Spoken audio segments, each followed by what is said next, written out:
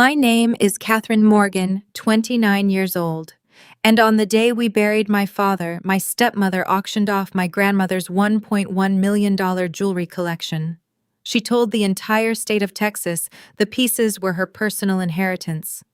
She even spent the cash advance on a brand new sports car for her biological daughter before the auction doors opened. Victoria thought my father's will gave her unchecked power. She thought throwing me out of my childhood home and sabotaging my small bookstore would leave me helpless. She had no idea about the single wooden box my grandmother left at a private bank downtown. She had no idea that the head appraiser at the Dallas auction house would see the trust seal hidden inside the clasp of a diamond bracelet, stop the bidding cold and ask her exactly where she got the stones. Before I tell you how Victoria's high society lies unraveled on a stage in front of Dallas elite, please take a second to subscribe to Elderly Stories. Drop a comment below with your age, and let me know where you are watching from today. I love reading your responses. Now let me take you back to the afternoon everything was taken from me. We stood in the sweltering heat of an Austin cemetery on a Tuesday. The dirt was fresh on my father Richard's grave. By the time I drove my 10-year-old sedan back to the house I grew up in, Victoria had already started erasing my family. I walked through the front door, expecting the somber quiet of a grieving house. Instead, packing tape ripped off a plastic dispenser with a harsh screech. Victoria, 55, stood in the center of the living room, directing two men to wrap up antique furniture. She did not wear black. She wore a tailored cream pantsuit, sipping an iced coffee like she was managing a minor remodeling project. Then I saw Ashley. My 25-year-old stepsister strolled out of the kitchen staring at her phone screen. Wrapped around her neck was a double strand of Akoya pearls. My grandmother Beatrice's pearls. The same pearls I used to trace with my fingers when I was a little girl. I asked Victoria what was happening. She did not bother to look up from her clipboard. She informed me that my father left the estate to her. The house, the accounts, the assets, everything. I told her the items in this house belonged to my grandmother first. Victoria offered a tight, pitying smile and said not anymore, the transfer was signed last week. I ran upstairs to my father's study where he kept Beatrice's belongings after she passed. The heavy oak desk was clear, but on the side table the faded velvet vanity pad held a distinct rectangular depression. The dust outlined exactly where my grandmother's antique jewelry box had sat for a decade. The space was empty. I rushed back downstairs and demanded to know where the collection was. Victoria sighed, looking annoyed by the interruption. She claimed my father gifted the collection to her years ago as a personal inheritance, a reward for being such a devoted wife. She then told me to pack whatever clothes I had left in my old bedroom and leave the house keys on the kitchen island. I stood there stunned by the speed of her theft. I opened my mouth to argue, but my phone vibrated in my pocket. I pulled it out and read a text message from the commercial property manager of my independent bookstore. The message was brief. Catherine, your stepmother just contacted our office. She is revoking the estate guarantor status on your commercial lease. You have 30 days to vacate the premises. I stared at the glowing screen of my phone, the black text blurring against the bright white background. My bookstore, the paper anchor, was not just a source of income. It was the physical manifestation of 5 years of my life. I spent countless late nights painting the walls, building the display tables by hand, and curating a space where the community felt safe. Commercial real estate in downtown Austin required significant capital, which was why my father co-signed the original lease as a guarantor, now that safety net was gone. I looked up from the screen. Victoria stood a few feet away, watching my reaction with steady, unblinking eyes. She knew exactly what that message contained. "You are shutting down my store," I said, my voice tight and strained. Victoria calmly handed her clipboard to one of the moving men, gesturing for him to take a vintage credenza out the front door. She turned her attention back to me, her expression a mask of polite corporate regret. "As the executor of your father's estate, I have a strict fiduciary duty to eliminate unnecessary liabilities. A struggling independent bookshop falls firmly into that category. The estate can no longer carry your financial burdens. The store pays for itself. I shot back, stepping closer to the granite kitchen island. The guarantor status is just a formality for the property management company. It costs the estate nothing. She reached into her expensive leather tote bag and withdrew a crisp manila folder. She placed it on the counter, tapping the glossy surface with a manicured fingernail. I am a reasonable woman, Catherine. I can call the property manager right now and reinstate the guarantee. You can keep your little hobby, but we need to clean up a few loose ends first. I approached the island and opened the folder. Inside lay a single sheet of paper. It was a formal legal waiver printed in sharp, clinical font. I scanned the paragraphs. The document stated that I, Catherine Morgan, officially relinquished any and all claims to the physical assets, financial accounts, and personal property associated with the estate of Beatrice Morgan. She was holding my livelihood hostage. Sign the document, Victoria instructed, her tone devoid of any warmth or empathy. Sign it, and your commercial lease remains untouched. I read the legal jargon a second time, my hands trembling slightly. You want me to sign away my grandmother's jewelry? You want me to give up the last piece of her legacy so I can keep selling books?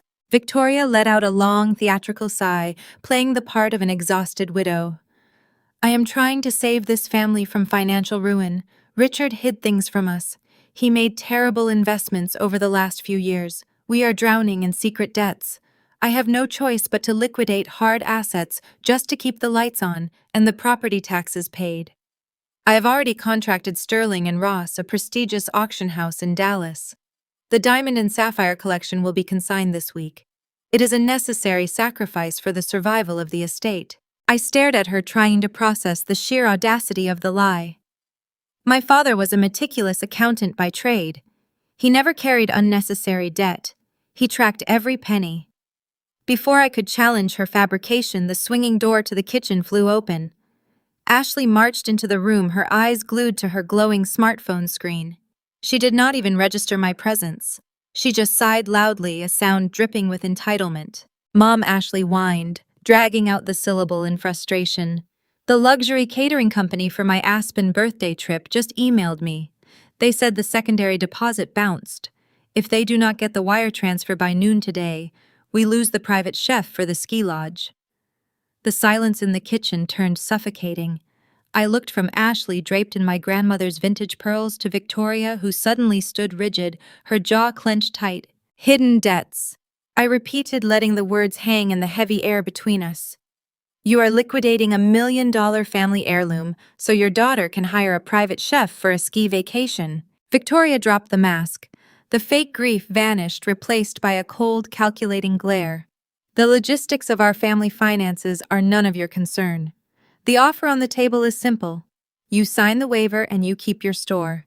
You refuse and you can start packing your inventory into cardboard boxes this afternoon. My grandmother Beatrice wore those sapphires to my high school graduation. She spent hours teaching me how to identify the cut and clarity of the stones, explaining the history behind each setting.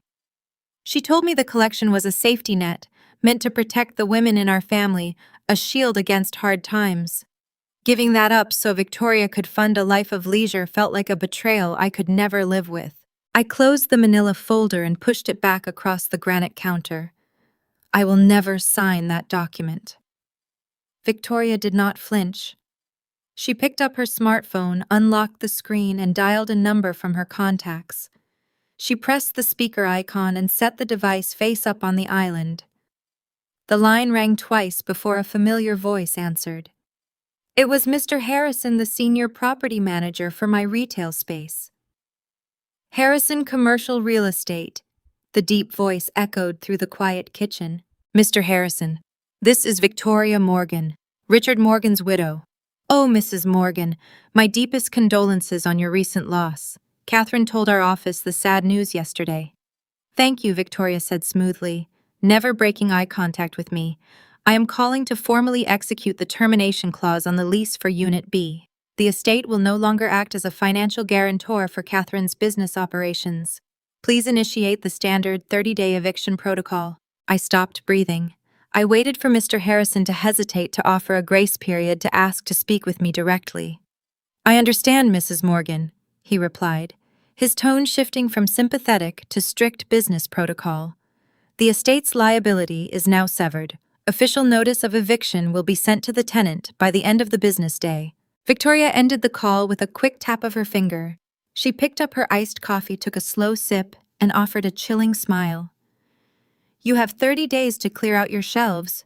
I suggest you get started immediately. We have a high-profile auction to prepare for." I turned my back on the woman who had just destroyed my career and walked out the front door. The Texas sun beat down on my shoulders, oppressive and heavy. I climbed into my car and drove straight to downtown Austin. The brass bell above the door chimed as I walked into the paper anchor. The familiar scent of aged paper, binding glue, and roasted coffee usually brought me instant peace. Today it felt like standing in a graveyard. I walked past the front counter, tracing my fingers along the edge of the wooden display tables. 5 years of curated inventory, author signing events, children's story hours, erased by a single phone call from a greedy stepmother. I locked the front door, flipped the open sign to closed, and collapsed into the worn leather armchair in my back office. The tears came fast and bitter. I cried for my father, whose memory was already being weaponized. I cried for my grandmother, whose precious legacy was being boxed up for the highest bidder. And I cried for my own profound helplessness. After an hour, the practical reality set in. I needed to start packing. I pulled a stack of flat cardboard boxes from the storage closet and began folding them into shape. I started with the personal items on my office desk. Pens, framed photos, business ledgers. Then I reached for the music box on the top shelf. Beatrice gave me the intricately carved wooden box on my 16th birthday. It was made of polished mahogany, inlaid with a delicate silver floral pattern. She told me it played a melody her own mother used to sing to her. I picked it up, feeling the familiar weight of the wood in my hands. The memory of her warm smile brought a fresh wave of grief. As I lifted the box to place it in the packing crate, my thumb pressed firmly against the bottom panel. The wood shifted. I froze. The bottom of the box had never moved before. I turned the music box upside down. The velvet-lined base looked perfectly normal, but there was a faint seam along the edge, nearly invisible to the naked eye.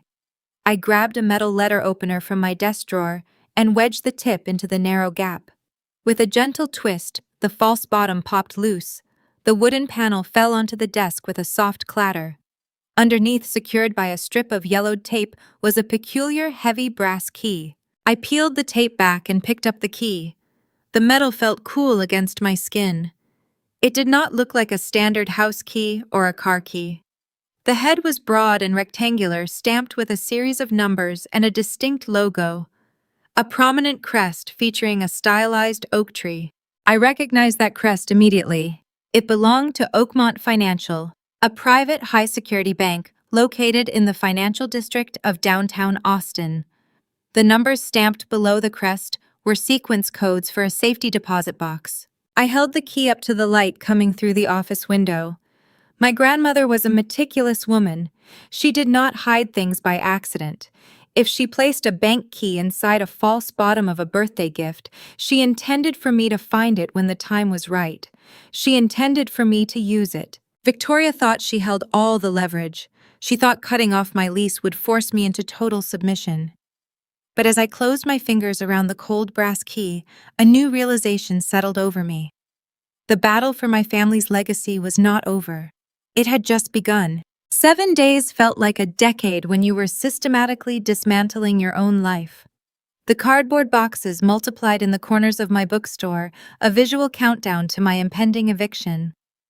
My business bank account hovered dangerously near zero.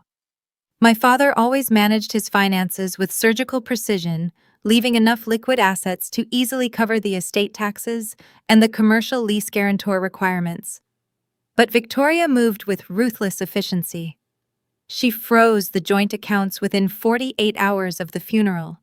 To pay my immediate personal bills and cover the initial penalty fees for breaking my vendor contracts early, I had to sell my 10-year-old sedan.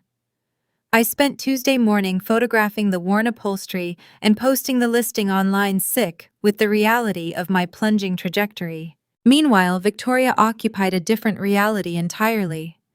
My aunt, who still believed the Grieving Widow Act, called me to gossip about the sudden influx of wealth radiating from my childhood home.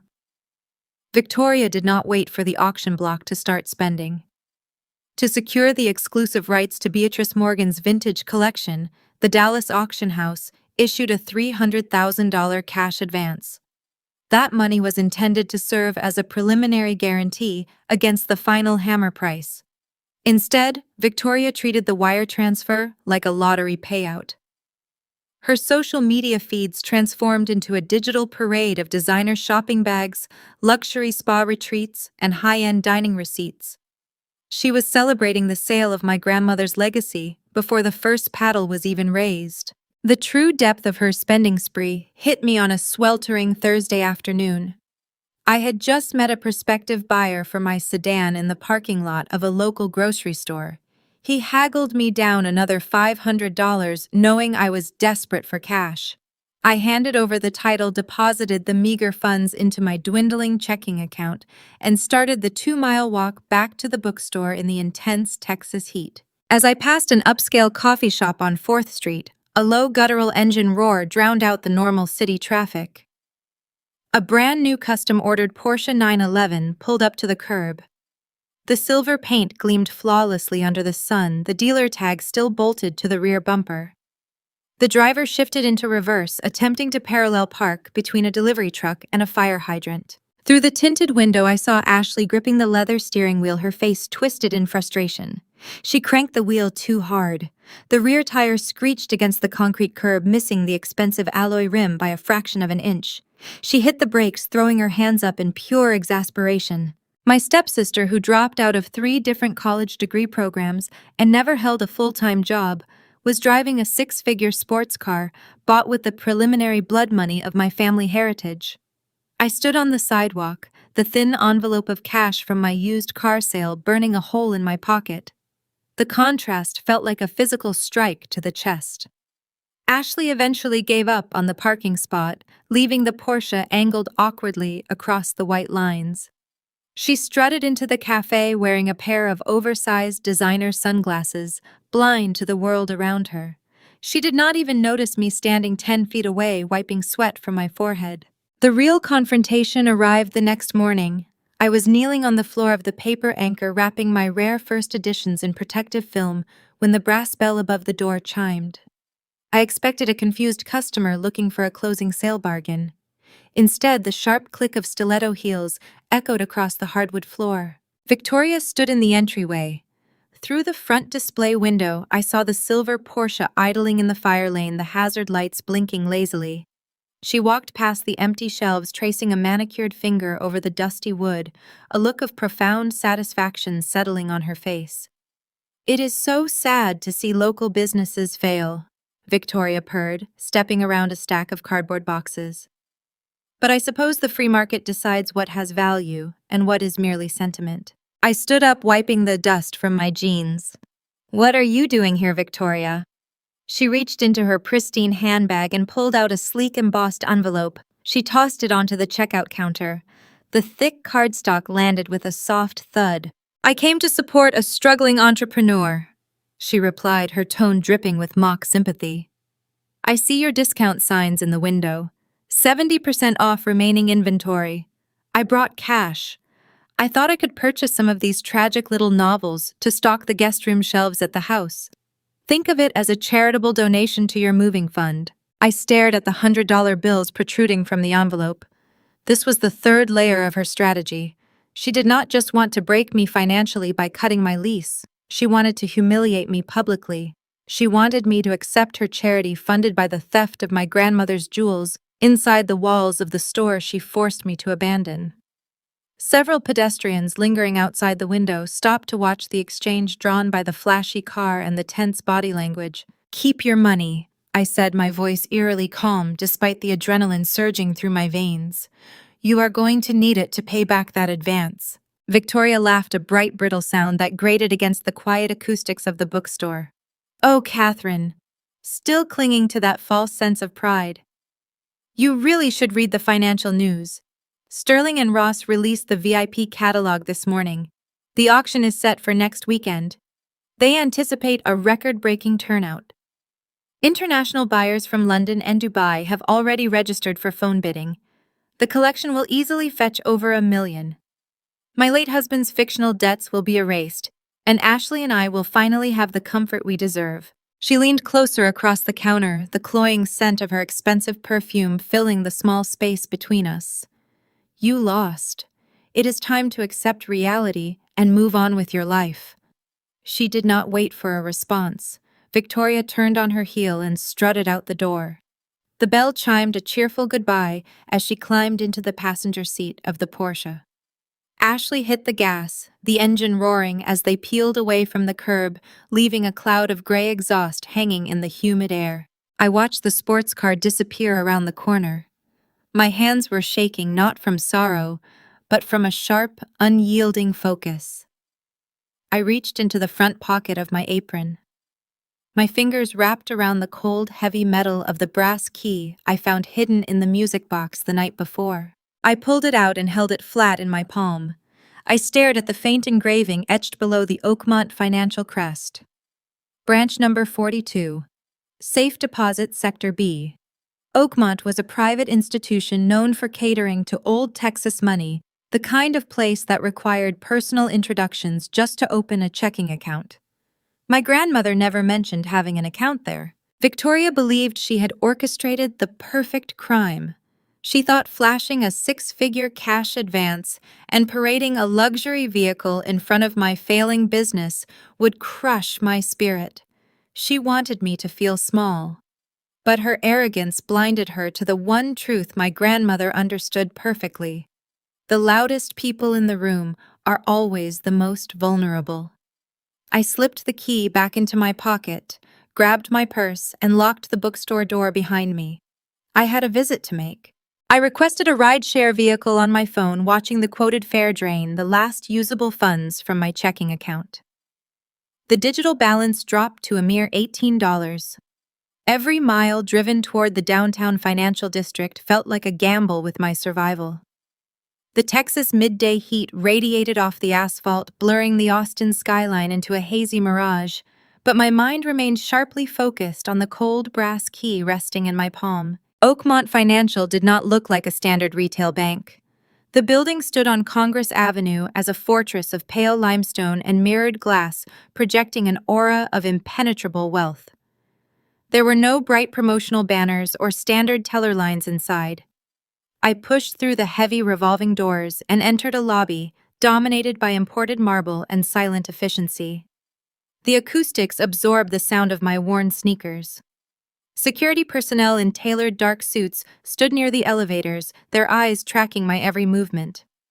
I approached the solitary reception desk, feeling profoundly out of place in my faded denim jeans and plain cotton shirt. The receptionist offered a polite, practiced greeting. I placed the brass key on the polished granite counter. She noted the engraved crest and immediately summoned a client relations manager. A tall man with graying hair and an impeccable navy suit appeared moments later, introducing himself as Mr. Caldwell. He guided me into a private glass-walled office, gesturing for me to sit in a leather chair that cost more than my entire bookstore inventory. I handed him the key and my driver's license. He slid the metal under a desk scanner, typing my information into his terminal. The soft clicking of his keyboard filled the quiet room. A moment later, his posture shifted. The welcoming veneer faded, replaced by the rigid protocol of a corporate gatekeeper. Ms. Morgan, I see the safety deposit box corresponds to your family name. Caldwell stated, his tone dropping to a measured bureaucratic register. However, our legal department received formal probate instructions yesterday morning. Victoria Morgan, acting as the estate executor, initiated a comprehensive freeze on all accounts, assets, and holdings linked to Richard Morgan. I am afraid I cannot grant you access to the vault. Panic flared in my chest. Victoria was thorough. She anticipated my father might have kept cash reserves or hidden assets in private institutions, and she used her legal status as his widow to lock all the doors before I could even find them. I leaned forward, gripping the armrests of the chair. My father did not give me this key, I explained. keeping my voice steady despite the adrenaline spiking through my veins. He never knew it existed. Caldwell offered a patronizing sigh, the kind reserved for difficult customers who did not understand complex financial law. The origin of the key does not supersede the legal authority of the estate executor. Any box rented by Richard Morgan is now under the exclusive jurisdiction of his widow. A sudden spark of clarity hit me. My grandmother Beatrice was a brilliant strategic woman. She watched Victoria maneuver into our family decades ago. Beatrice tolerated the marriage, but she never trusted her daughter-in-law. More importantly, Beatrice knew her own son was easily manipulated.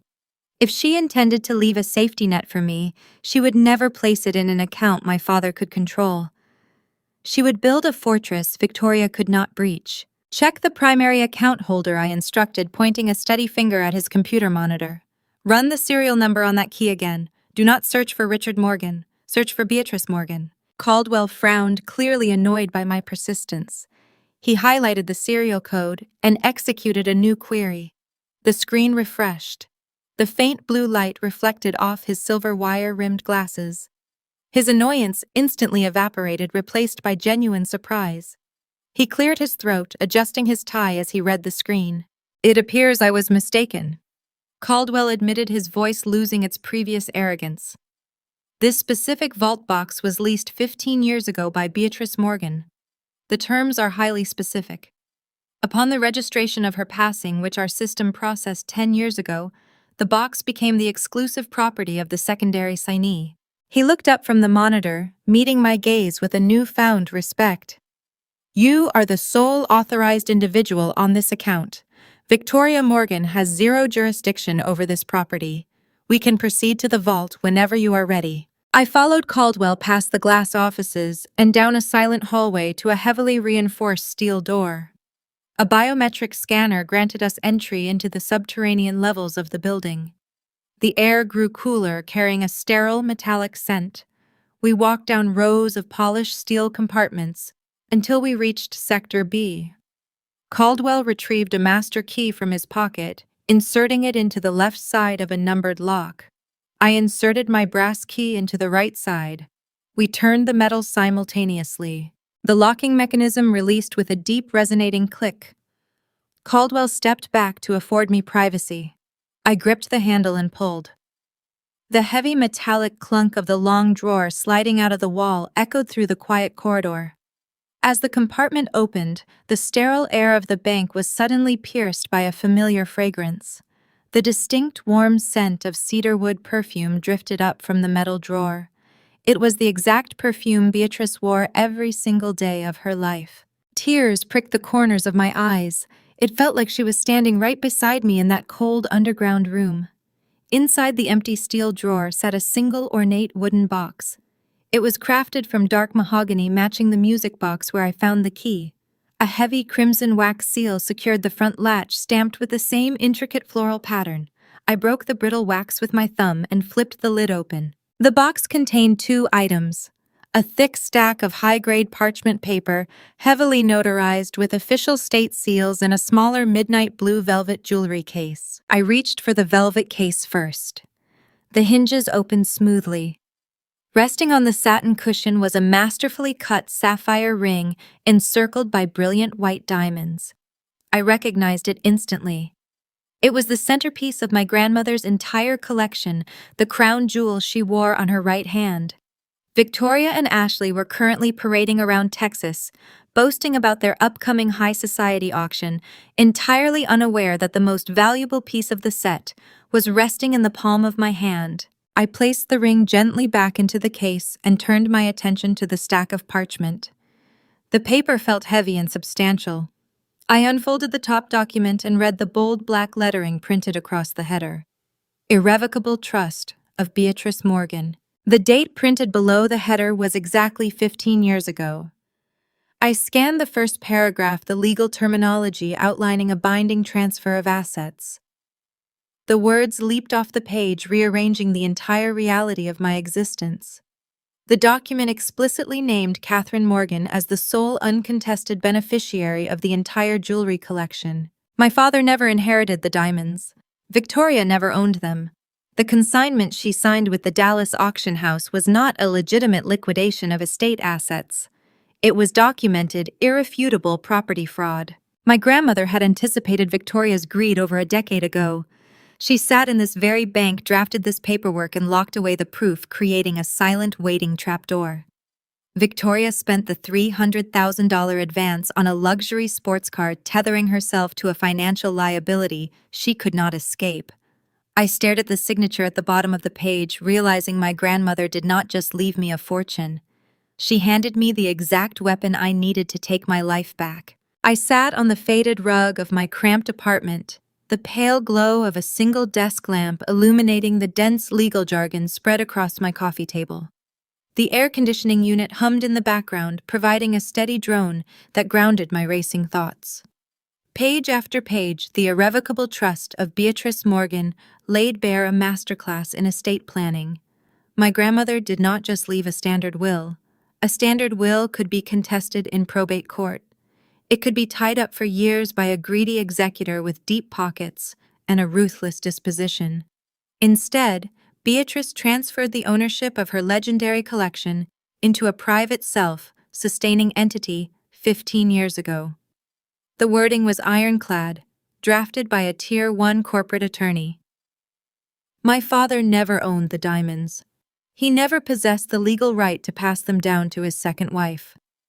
That meant the consignment contract Victoria signed with Sterling and Ross was built on a foundation of pure fiction. Every signature she provided to the auction house was a documented instance of fraud. I sifted through the thick annexes, searching for the specific mechanism Beatrice intended for me to use.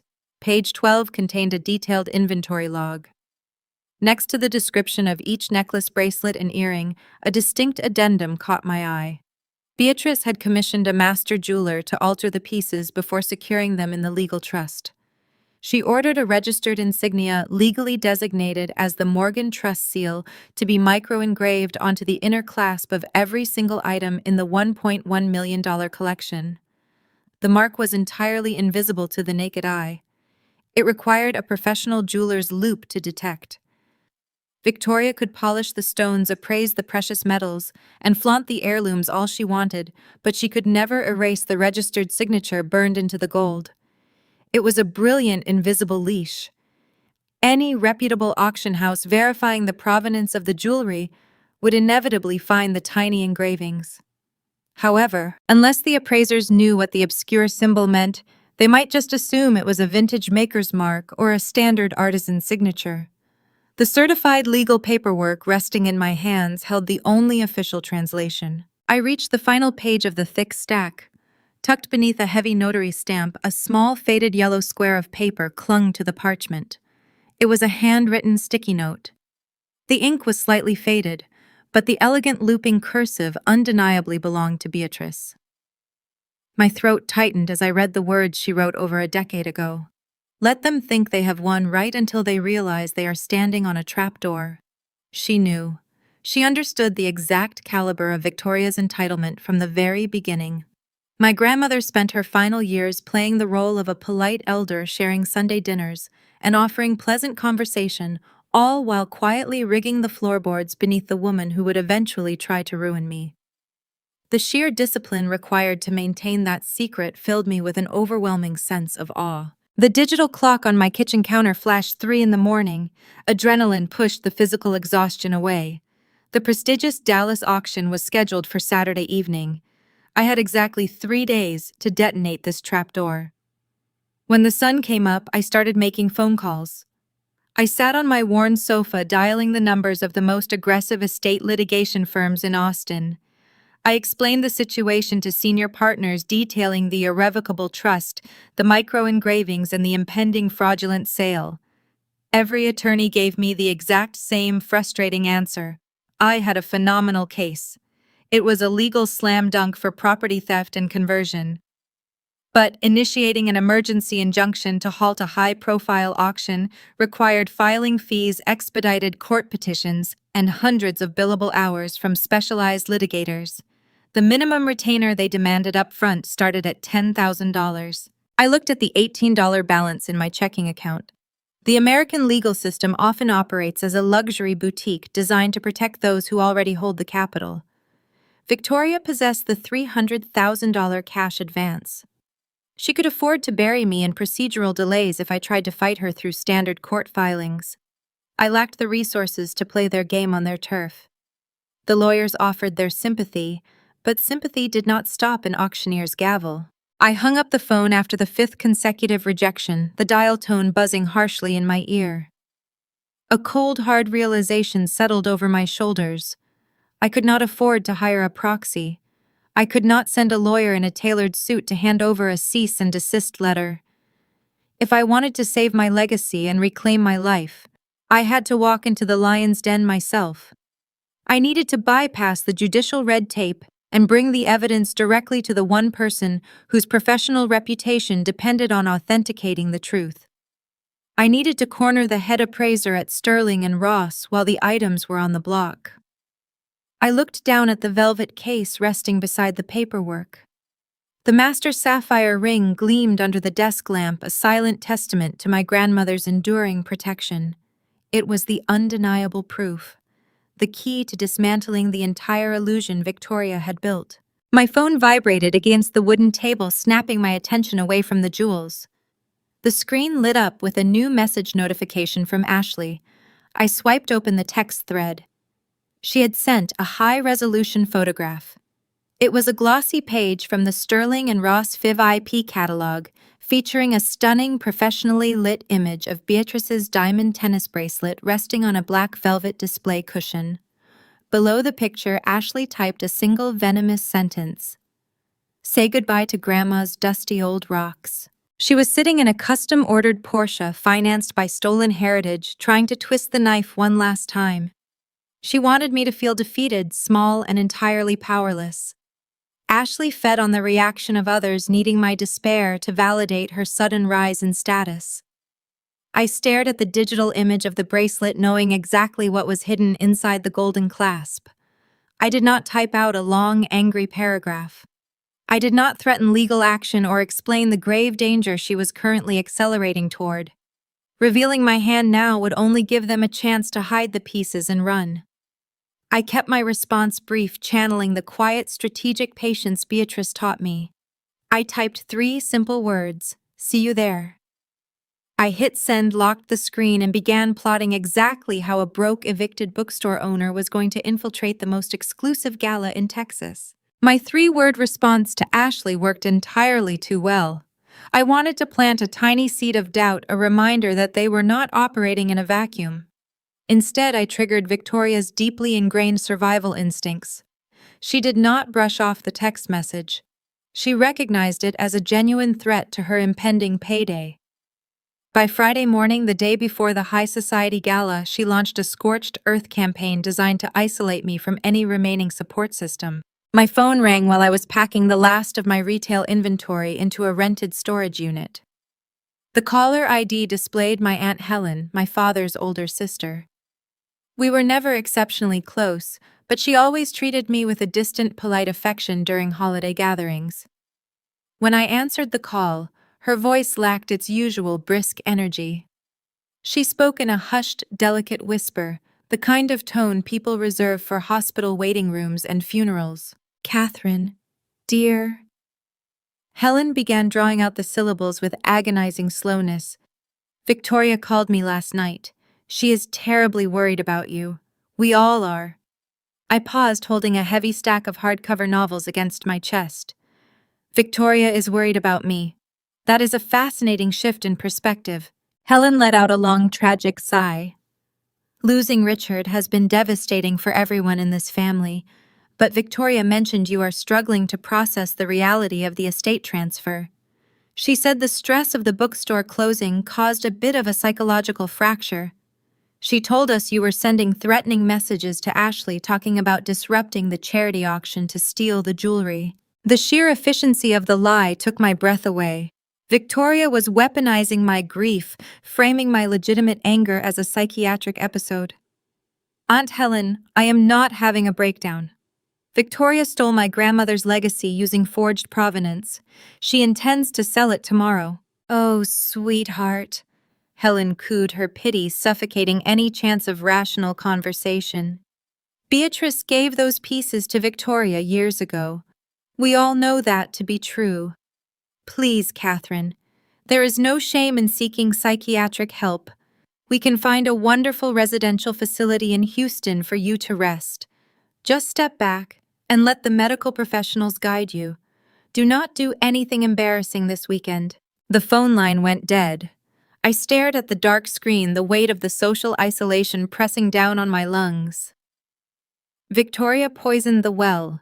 She painted me as an unstable, grieving daughter prone to public outbursts. It was the perfect preemptive defense strategy.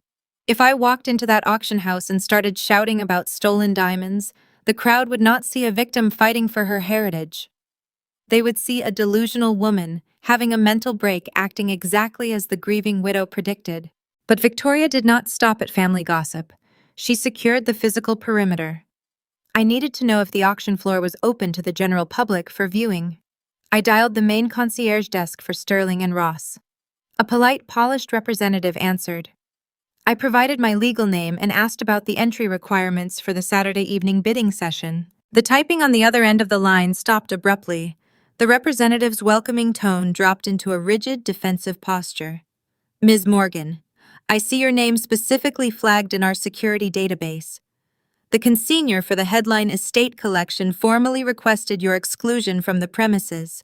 You are currently blacklisted from the guest registry. Our security personnel possess your photograph at all entry points. If you attempt to enter the building, you will be escorted off the property for criminal trespassing. The line disconnected a second time. I sat on a taped cardboard box in the middle of my empty bookstore. The walls felt like they were shrinking. Victoria thought she checked every single box. She controlled the family narrative. She controlled the guest list. She controlled the heavy glass doors of the venue. She forgot one crucial detail. I spent 5 years running a vibrant community hub. The paper Anchor hosted dozens of high-profile author signings, charity readathons, and local art exhibitions. I knew the event logistics of Dallas and Austin intimately. I did not just know the wealthy patrons who attended those gatherings. I knew the people who poured their expensive wine, plated their miniature appetizers, and managed their coats. I scrolled through my contact list until I found the number for Marcus, the regional operations manager for Elite Hospitality. His agency was the premier catering group that serviced the wealthiest venues in the state, including Sterling and Ross. He answered on the second ring. Catherine, tell me the rumors are false and you are not really closing the shop. I am closing, I replied, keeping my voice steady. But I need a significant favor. Are you staffing the Sterling and Ross Gala tomorrow night? Yeah, we are running the entire floor. It is a full house, high-stress, big-money crowd. Why do you ask? I need a shift, a serving position. Put me on the floor. Marcus hesitated, the confusion evident in his silence. You own a commercial business. You do not want to pass hors d'oeuvres to a bunch of stuffy socialites for an hourly wage. I need the money, Marcus, please. It is an emergency, and I know the service protocols. He did not press for painful details. The hospitality industry operates on mutual favors and desperate last-minute shifts. Fine. Wear black tailored slacks. I will provide the uniform top and the apron when you arrive. Be at the loading dock by 4 p.m. Do not use the front entrance under any circumstances. Saturday evening arrived with a suffocating, humid heat. I parked my rented subcompact car 3 blocks away from the Sterling and Ross building, carrying my uniform in a plastic garment bag. I navigated the narrow service alleys, slipping past idling delivery trucks and smoking prep cooks. I bypassed the front security desk entirely, entering through the chaotic kitchen loading bay. In the cramped employee locker room, I changed into the stark, generic clothing of invisible labor. I put on the black slacks, a crisp black button-down shirt, and a heavy canvas apron that smelled faintly of industrial starch. I tied my hair back into a severe, tight bun, removing any trace of personal style. I looked in the mirror above the metal sinks. The independent business owner was gone. The grieving daughter was erased. I was just another faceless server designed to blend seamlessly into the background of extreme wealth. I reached into my canvas duffel bag and pulled out the thick stack of notarized documents from the bank vault. I folded the parchment carefully, slipping the heavy paperwork into the deep hidden interior pocket of my catering apron. Next, I took out the dark blue velvet case containing my grandmother's master sapphire ring. I zipped the small box into a secure hidden pouch sewn securely against my ribs. The weight of the legal trust pressed against my side, a physical reminder of the trapdoor waiting to spring open. Victoria thought she could silence me by locking the front doors and manipulating my family's perspective. She assumed true power only resided in VIP badges and designer dresses. She never considered the people standing in the shadows holding the silver serving trays. I zipped up the final layer of my uniform, took a deep breath of the sterile locker room air, and pushed through the swinging double doors toward the grand ballroom. I was ready to walk directly into the lion's den. The main ballroom of Sterling and Ross was a masterclass in calculated intimidation. Crystal chandeliers cast a warm golden light over the polished marble floors. Security guards in tailored charcoal suits flanked every exit. Display cases lined the perimeter of the room, each one holding a single spotlight focused on rare antiquities and fine art. The air smelled of expensive floral arrangements and aged scotch. The Dallas elite moved through the space with an effortless grace, wearing silk gowns and bespoke tuxedos. They conversed in low, measured tones, evaluating the items on display as if they were simple grocery commodities. I navigated the crowded floor holding a silver tray of smoked salmon canapés. The canvas apron hung heavy around my neck. The stiff collar of my uniform shirt scratched against my skin. I kept my gaze lowered, adopting the submissive posture expected of hired help. My grandmother always taught me that people only see what they expect to see. Wealthy individuals rarely looked at the faces of the staff serving them. They viewed us as functional furniture, mechanical extensions of the catering company. That invisibility became my greatest asset. I moved seamlessly through clusters of millionaires offering napkins and clearing empty glasses while memorizing the layout of the room. The auction floor was divided into two distinct sections. The general bidding seating filled the center of the hall. Elevated above the crowd sat the VIP lounge, a roped-off area reserved for premium clients, and the headline consignors. That was where the real power resided. That was where Victoria was holding court. My catering captain tapped my shoulder and pointed toward the velvet ropes. He handed me a fresh tray holding tall flutes of expensive champagne. He instructed me to circle the VIP lounge and ensure the consignor beverages remained full. My heart hammered against the hidden velvet pouch resting against my ribs, but I nodded silently. I balanced the tray on my palm and walked up the short flight of carpeted stairs. Victoria stood near the plush velvet seating area surrounded by a group of influential Dallas socialites and oil executives. She wore a stunning emerald green evening gown that draped flawlessly over her frame. The fabric caught the chandelier light with every movement. Ashley stood beside her, clad in a tight black designer dress, tapping away on her smartphone. They looked exactly like the wealthy heritage family they were pretending to be. I approached the outer edge of their circle, remaining just outside their direct line of sight. Victoria was speaking loudly enough for everyone in the immediate vicinity to hear. She was spinning a fabricated history of my family. Richard was always so protective of these pieces, Victoria told a gray-haired man holding a bourbon glass. He insisted they remain in the bank vault. He told me the collection belonged to the women who truly anchored the family. When he passed, he made it explicitly clear that he wanted Ashley and me to have the financial security these jewels provide. It breaks my heart to part with them, but the maintenance of the estate requires certain sacrifices. The gray-haired man nodded sympathetically, offering a polite murmur of condolence. It was a sickening performance. She stripped my grandmother of her identity and erased my existence entirely, using my father's recent death to build a narrative of noble sacrifice. She was auctioning off my heritage to pay for her daughter's sports car and ski trips, all while receiving the pity and admiration of the Texas upper class.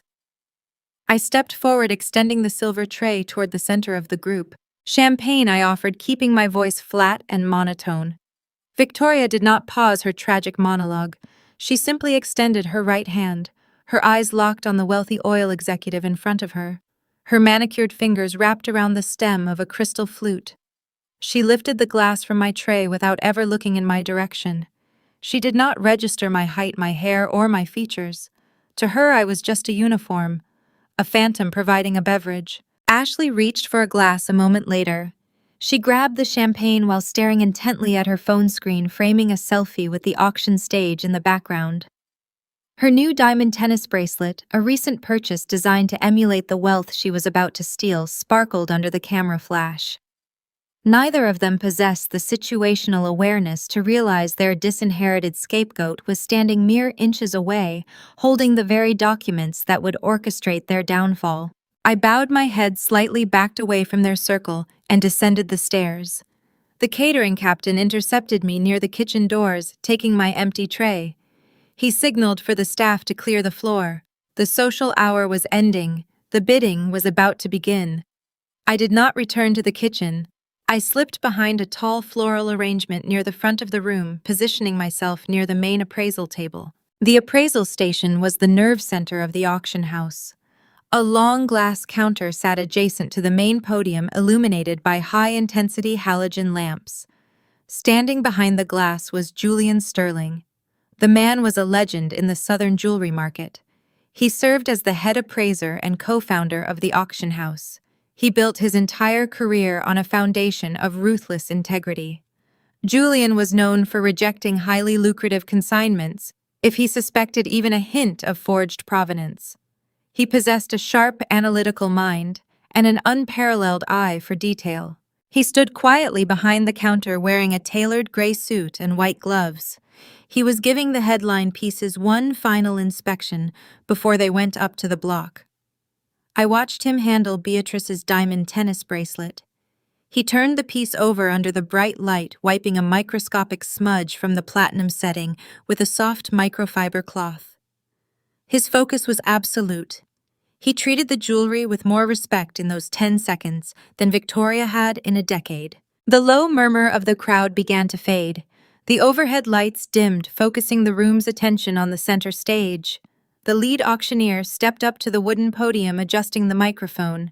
He was a charismatic man with a booming, theatrical voice. "Ladies and gentlemen," the auctioneer announced, the sound echoing through the quiet ballroom. "Please take your seats. We are about to commence the evening's premiere event, the Morgan Estate Collection." The attendees moved toward the velvet chairs arranged in neat rows across the floor. I looked back up toward the VIP lounge. Victoria was leaning against the brass railing, her emerald gown shining in the dim light. She held her champagne glass high, offering a triumphant, victorious smile to her daughter. She thought she had won. She thought the finish line was only minutes away. She remained entirely unaware that I was standing just 10 feet from the appraisal table, my hand resting firmly over the hidden pocket of my canvas apron, ready to shatter her illusion into 1,000 pieces. The lead auctioneer adjusted his lapel microphone and tapped a polished wooden gavel against the podium. The sharp sound commanded absolute silence across the grand ballroom. A velvet display board was carried onto the center stage by an assistant wearing pristine white gloves. Resting against the dark fabric was Beatrice Morgan's diamond tennis bracelet. The halogen spotlights caught the precisely cut facets of the stones, fracturing the light into a brilliant spectrum of colors across the painted ceiling. The attendees shifted in their seats, their attention entirely captivated by the sheer brilliance of the piece. The air in the room grew thick with anticipation, the kind of heavy atmosphere that always precedes the exchange of vast sums of money. The auctioneer announced the opening lot. He described the platinum setting and the exceptional clarity of the diamond, spinning a fabricated narrative provided by Victoria about its rich European origin. He opened the bidding at $50,000. The floor responded instantly. A numbered paddle went up in the third row, then another near the center aisle. The price skyrocketed with terrifying speed. 60,000, 75,000, 90,000. The numbers climbed higher and higher, a testament to the liquid wealth sitting in those velvet chairs. The rhythm of the auctioneer's voice became a steady, hypnotic chant, driving the wealthy patrons into a competitive frenzy. I glanced up at the elevated VIP lounge. Victoria was leaning over the thick brass railing, her emerald gown pressed tightly against the metal. She was practically vibrating with uncontained greed. Her knuckles were stark white from gripping her champagne flute. Her eyes tracked every raised paddle with a ravenous hunger. She was watching her fabricated payday materialize in real time, mentally calculating the exact amount she would net after the house commission. Beside her, Ashley bounced on her heels, whispering excitedly into her mother's ear. The bidding crossed the $100,000 threshold, and a smug, victorious grin stretched across Victoria's face. She believed the finish line was finally behind her. The auctioneer called for $110,000. A wealthy oil executive in the front row raised his paddle, nodding curtly to signal his agreement. The chant continued, pushing for 120. I did not wait for the wooden gavel to fall. I gripped the fabric of my catering apron and stepped out from behind the towering floral arrangement. The heavy canvas swung against my knees, a stark contrast to the flowing silk and fine wool surrounding me. The security personnel, positioned near the stage, were entirely focused on the seated crowd, scanning the wealthy attendees for sudden movements or bidding anomalies. They did not expect a threat to emerge from the catering staff. I walked past a stationary guard, my rubber-soled shoes making zero sound on the polished marble floor. I kept my posture straight, and my pace deliberate, projecting the quiet authority of someone who belonged exactly where they were walking.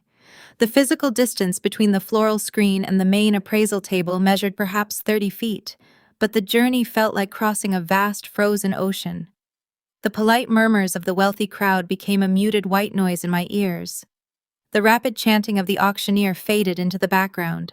I focused entirely on the man standing behind the glass counter.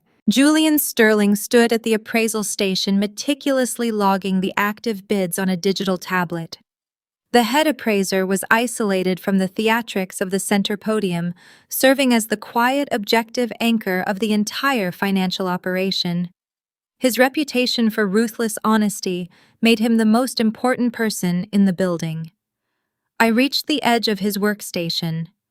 Julian did not look up from his screen, likely assuming I was a server assigned to clear empty glasses from his counter. I reached into the hidden pocket of my apron and unzipped the secure pouch resting against my ribs. I retrieved the dark mahogany box, feeling the familiar weight of the wood in my hands. I raised the container a few inches above the glass counter and brought it down hard. The distinct echoing clack of the wooden box slamming against the thick glass cut through the sophisticated hum of the ballroom like a gunshot. The sound was sharp, heavy, and entirely unnatural for such a refined environment. It was an acoustic anomaly that immediately drew the attention of the buyers sitting in the front rows. Julian jerked his head up, his silver wire-rimmed glasses slipping slightly down the bridge of his nose. He looked at my cheap black uniform, then shifted his gaze down to the mahogany box resting on his pristine workspace, his brow furrowed in profound confusion. The head appraiser opened his mouth to demand an explanation for the interruption, but before he could utter a single syllable, a piercing shriek echoed from the VIP balcony. "Stop her!" Victoria screamed, her voice cracking with sudden unhinged panic. The elegant grieving widow facade she maintained all evening shattered in a fraction of a second. She leaned over the railing, pointing a trembling finger directly at me. "Security? Grab that woman! She is a crazed caterer trying to steal the jewelry. Arrest her right now. Do not let her touch anything." The bidding halted instantly. The auctioneer lowered his microphone, staring blankly at the sudden chaos erupting near the appraisal table. 200 wealthy patrons turned their heads simultaneously, their faces registering shock and morbid fascination. The seventh and final layer of conflict ignited right there on the auction floor. This was no longer a private family dispute handled behind closed doors or through passive-aggressive phone calls. This was a ruthless battle for public truth, waged under the bright halogen spotlights of Dallas high society. Victoria was trying to use her assumed authority to have me physically removed before I could speak. The two security guards stationed near the podium snapped out of their trance. They lunged forward, their heavy footsteps echoing across the marble floor. Their faces were set in grim determination, intent on tackling the rogue service worker, attempting to rob their most lucrative consignor. Their dark suits blurred in the peripheral vision of my eyes as they closed the distance. I calculated I had a maximum of 5 seconds before they reached me, grabbed my arms, and dragged me out the side doors into the service alley. I did not panic. I did not step back. I maintained direct, unwavering eye contact with Julian Sterling. With a swift, practiced motion, I popped the brass latch on the mahogany box. I pulled out the heavy stack of notarized parchment, leaving the broken crimson wax seal resting on top of the legal pile. The official state stamps and thick legal signatures were immediately visible under the bright halogen appraisal lamps. Then I reached into the box one last time and retrieved the small midnight blue velvet case. I flipped the velvet lid open, revealing the master sapphire ring. The undisputed crown jewel of the Beatrice Morgan collection sat nestled in the satin cushion. The brilliant white diamonds surrounding the large center stone caught the intense lighting of the counter, throwing off sparks of blinding blue light. It was a piece of jewelry that commanded immediate, undeniable respect from anyone in the appraisal industry. I slid both the legal trust documents and the glowing sapphire directly across the smooth glass counter until they touched the edge of Julian's digital tablet. The security guards were only an arm length away now, reaching their hands out to grab my shoulders. I planted my palms firmly on the edge of the glass counter, ignoring the physical threat entirely.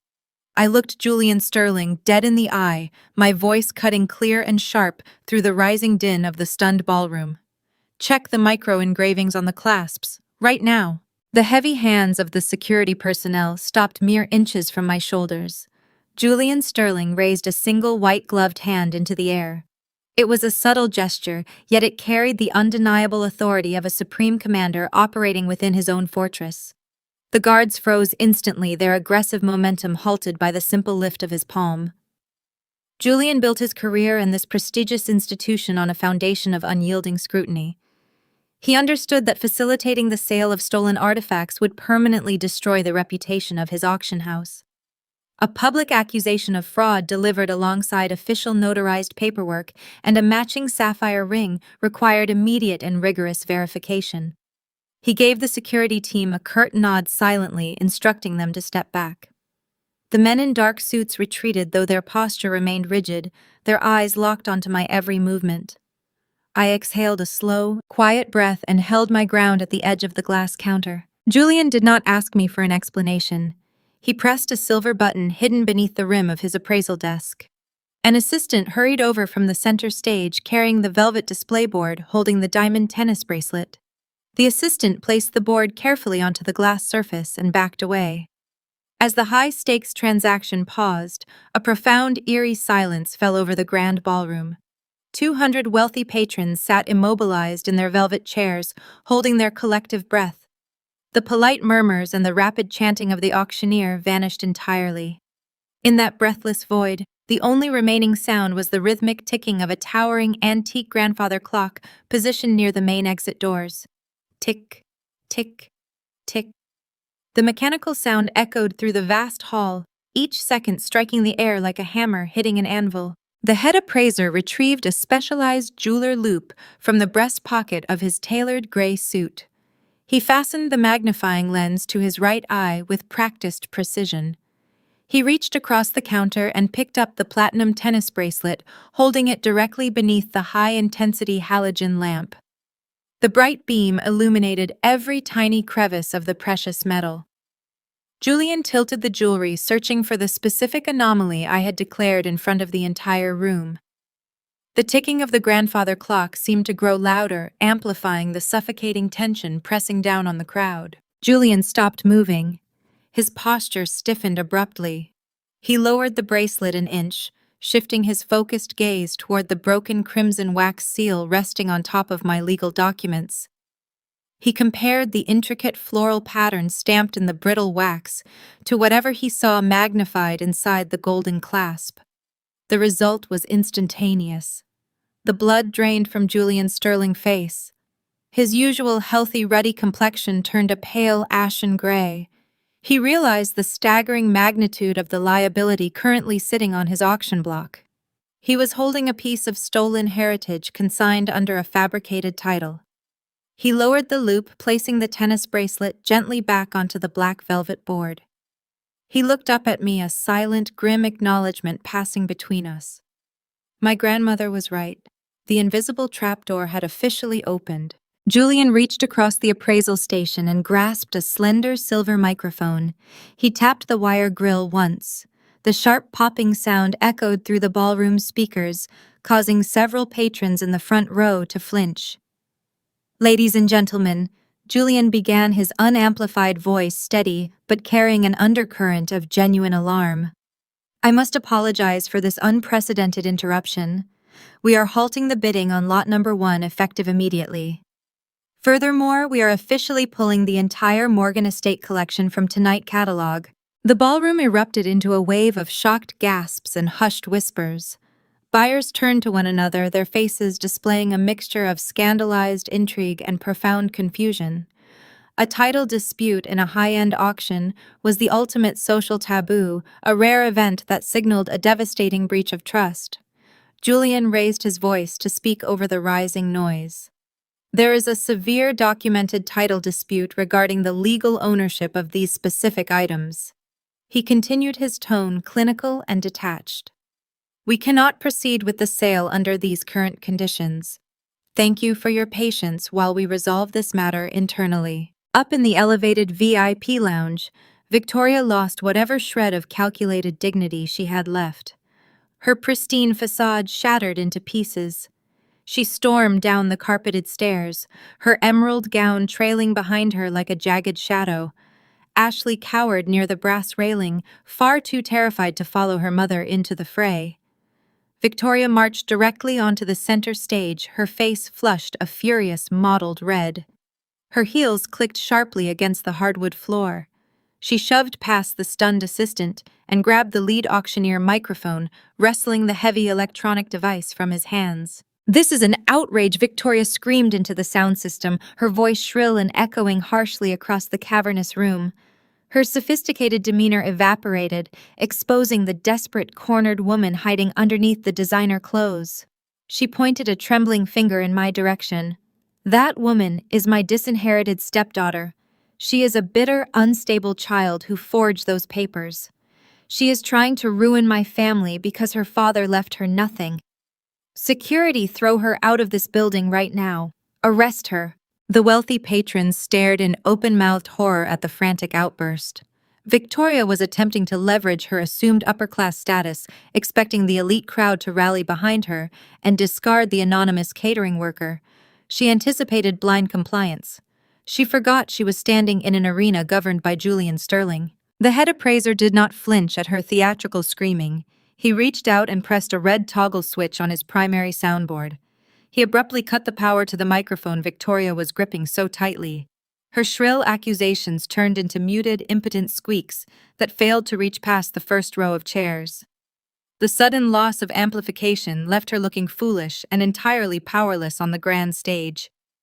Julian stepped around the edge of the glass counter, holding my thick trust document in his white-gloved hand. He faced Victoria with an expression of pure Arctic disdain. He did not yell, he did not need to. True authority never requires shouting. "Mrs. Morgan," Julian stated, his clear voice slicing effortlessly through the remaining tension in the room. "This legal document contains a registered trust seal. That exact seal perfectly matches a microscopic engraving hidden inside the clasp of the bracelet you brought into my establishment. If this paperwork is a fraudulent forgery, as you so loudly claim, then you will have no trouble proving it. I need you to produce the original certified deed of ownership transferring these pieces into your name. I need you to hand that specific deed to me right now." Victoria stood frozen on the elevated wooden platform, the dead microphone slipping slowly from her grasp. Her jaw dropped open, but no words came out. The furious red flush vanished from her cheeks, replaced by a sickly, terrified pallor. She stared at Julian, then shifted her wide eyes to the hundreds of wealthy socialites watching her every move. She had no deed to produce. She never possessed a single shred of legitimate ownership. The oppressive silence returned to the ballroom heavier and more devastating than before, as the entire state of Texas watched her grand illusion collapse into dust. The elite crowd filling the Dallas auction house transitioned from polite annoyance to a state of morbid, unblinking fascination. These were individuals who built vast corporate empires on ruthless acquisitions, hostile takeovers, and immaculate public relations. They possessed a predatory instinct for weakness. They recognized cornered prey the second they saw it. Hundreds of calculating eyes locked onto the woman standing frozen on the elevated wooden stage. Merely 10 minutes ago, Victoria portrayed the ultimate epitome of aristocratic grief. She played the role of a devoted, heartbroken widow, bravely parting with precious family artifacts to save her estate. Now she resembled a trapped animal stripped of her glamorous veneer, staring at an extended hand demanding legal proof she could never conjure. The ambient noise in the grand ballroom dropped to a chilling, suffocating hush. I could hear the faint, distinct rustle of expensive silk gowns and tailored wool trousers as wealthy patrons shifted in their plush velvet chairs. They leaned forward, captivated by the unfolding scandal. Bidding paddles, which had been raised with such fervent enthusiasm moments prior, were slowly lowered and placed onto empty seats. The sudden silence carried a heavy, judgmental weight. Julian Sterling possessed zero tolerance for theatrical delays or emotional outbursts within his establishment. When Victoria failed to produce a valid deed of ownership, he turned his attention back to the notarized parchment resting on his pristine glass appraisal counter. He adjusted his silver wire-rimmed glasses, clearing his throat to ensure his unamplified voice carried across the silent floor. He began reading the document aloud, transforming the private 15-year-old legal text into a devastating public execution. Per the explicit stipulations of this irrevocable trust established by Beatrice Morgan, Julian read his enunciation crisp, measured, and entirely unwavering. The legal ownership title and possessory rights to the entire jewelry collection, detailed in Annex A, reside solely with the named beneficiary, Catherine Morgan. He paused, allowing the gravity of that specific sentence to wash over the hushed attendees. The socialites exchanged wide-eyed glances. Then Julian continued reading the penalty clause my grandmother had so carefully drafted. Furthermore, the document dictates that any attempt to transfer, consign, or liquidate these specific assets without the express notarized written consent of Catherine Morgan constitutes severe property fraud. The damning words hung in the sterile, air-conditioned air of the ballroom. Julian looked up from the heavy parchment, directing his piercing Arctic gaze toward the center stage. "The collection you consigned to my firm does not belong to you, Mrs. Morgan," Julian stated, offering no warmth or professional courtesy. "You signed a binding legal contract under false pretenses. You presented stolen property for auction." Up in the elevated VIP balcony, the crushing reality of the situation finally crashed into Ashley. My stepsister spent her entire adult life avoiding consequence, shielded by her mother's endless manipulations and my father's passive bank account. She always assumed luxury was a birthright, never questioning the dark origin of the funds financing her extravagant lifestyle. I watched her shrink backward against the polished brass railing, her confident, haughty posture crumbling into sheer, unfiltered panic. Her eyes darted wildly toward the heavy exit doors, realizing her newfound high society status was built on a documented felony. With trembling fingers, she fumbled with the clasp of her designer clutch. The heavy metallic jingle of her brand-new Porsche keys echoed faintly from her shaking hand. She shoved the shiny keychain deep into the silk lining of her purse, snapping the gold clasp shut, as if concealing the metal could somehow hide the stolen vehicle from the impending police investigation. She tried to make herself invisible, stepping behind a tall marble pillar, desperately trying to escape the burning judgmental stares of the Dallas elite. Down on the stage, Victoria scrambled to salvage her ruined reputation. Her chest heaved as she searched the room for a lifeline, a friendly face, or a convenient scapegoat. She clutched the edges of the wooden podium, leaning toward the front row with a frantic, pleading expression. She locked eyes with the gray-haired oil executive she had been boasting to earlier in the evening. Richard authorized this. Victoria stammered, her voice cracking under the intense scrutiny. My late husband handled all our financial affairs. He told me the diamonds were mine. He gave them to me on our anniversary. I am just following his final wishes to clear his secret debts. You have to believe me. He managed the estate. The executive did not offer a nod of sympathy. He simply looked away, his face contorting into a mask of polite disgust. Victoria was trying to leverage a dead man using my father as a human shield to deflect her own ravenous greed. It was a pathetic, predictable maneuver. I stepped away from the glass appraisal counter, moving directly into the harsh glare of the halogen spotlights. I did not raise my voice, but I spoke with a steady, cutting clarity that carried to the very back row of the hall. My father never had the authority to give you those diamonds, I stated, staring down the woman who evicted me and tried to destroy my bookstore just a few days prior. He never owned them. There are no secret debts, Victoria. My grandmother knew exactly who you were from the moment you married into this family. She knew you would eventually try to strip this estate for parts. She bypassed her own son and locked her legacy inside a legal fortress you could not breach. You spent weeks lying to everyone in this room, claiming a heritage that never belonged to you just so you could buy a sports car and book a ski trip. The revelation of her petty spending habits dealt the final blow. In their elite world, lying about historical provenance was the ultimate cardinal sin. It implied desperation, poor breeding, and imminent financial ruin. The spell broke. The prominent oil tycoon sitting near the center aisle stood up, buttoning his bespoke suit jacket with a sharp, decisive motion. He did not utter a single word, but his abrupt departure signaled the official end of the evening. He turned his back on the stage and walked briskly toward the exit. Dozens of wealthy patrons immediately followed his lead, rising from their velvet chairs in synchronized unison. The grand room filled with the chaotic sounds of retreating footsteps, rustling fabrics, and hushed condemning whispers. They were abandoning Victoria, leaving her stranded on a sinking ship. The exclusive crowd she spent a fortune trying to impress now viewed her as a toxic, radioactive liability. Julian Sterling did not waste time watching the mass exodus. He turned to his head of security, issuing a series of rapid, uncompromising directives to secure his facility. Lock down the entire Morgan lot, Julian ordered, his tone demanding instant compliance. Move every single piece from this collection into the primary subterranean vault. Nobody touches those items without a signed court order from a state judge. The security personnel scrambled to execute the command, carefully lifting the velvet display boards holding my grandmother's legacy and transporting them behind the reinforced steel doors. Julian picked up a black landline phone resting beneath his appraisal desk. He looked directly at Victoria, who was now weeping silently on the stage, her expensive makeup running in dark streaks down her pale cheeks. Contact the Dallas Police Department. Julian instructed his assistant, holding the receiver firmly in his hand.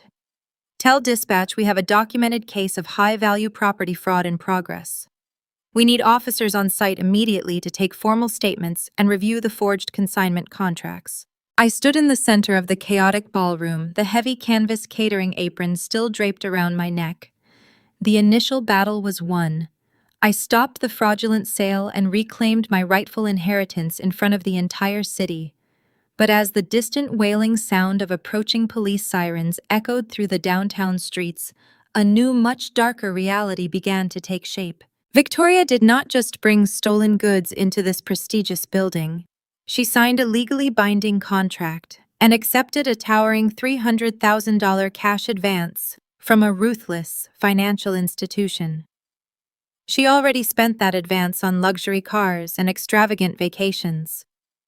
The auction house was going to demand their money back immediately, and Victoria was holding an empty bag. Flashing blue and red lights pierced the tall, arched windows of the Dallas auction house, painting the panicked faces of the remaining staff in alternating shades of neon.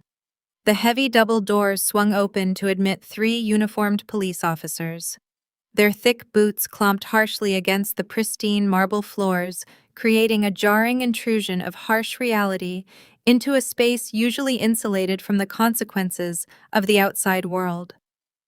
They bypassed the fleeing socialites and marched directly toward the primary appraisal station.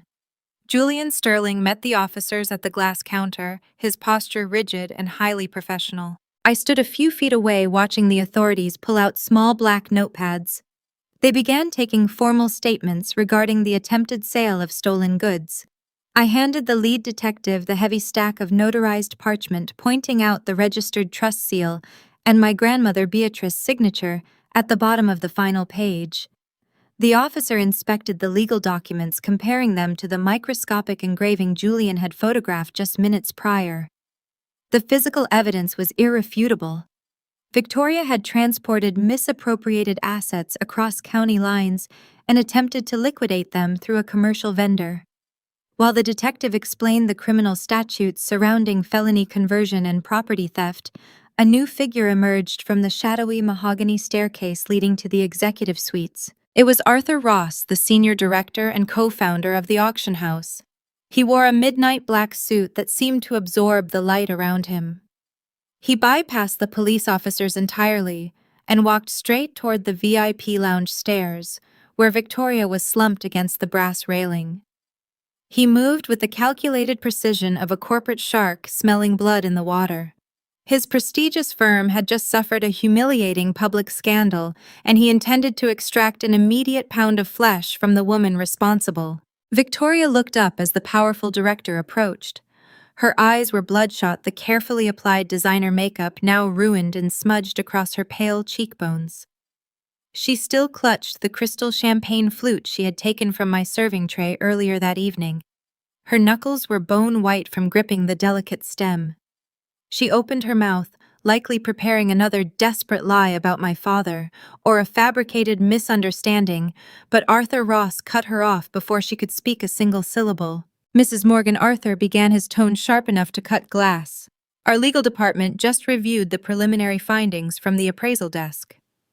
Because the jewelry legally belongs to Catherine Morgan, this firm is mandated to pull the entire lot from our catalog tonight. The consignment contract you signed is null and void due to fraudulent misrepresentation. Victoria swallowed hard, her chest heaving as she tried to catch her breath. I can explain the paperwork? She pleaded, her voice trembling. My late husband handled the trust funds. It was a terrible oversight on his part. Arthur ignored her pathetic excuse. He stepped closer, invading her personal space. That is a matter for the police and your defense attorney, he stated coldly. My primary concern is the financial exposure of this institution.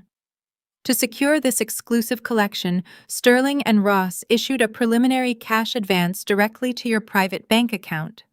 You are now personally liable for that $300,000 deposit. I expect a full wire transfer returning our funds by the end of the business day on Monday. The stark terror of that demand struck Victoria like a physical blow. The remaining color drained from her face, leaving her looking hollow and gaunt. Her hands began to shake with a fierce, uncontrollable tremor. The shaking started in her wrists and rapidly traveled down to her manicured fingertips. She could no longer hold the crystal champagne flute. The glass slipped from her grasp and plummeted toward the floor. The delicate crystal shattered against the hard marble tiles, sending sharp, glittering shards exploding over her expensive designer heels.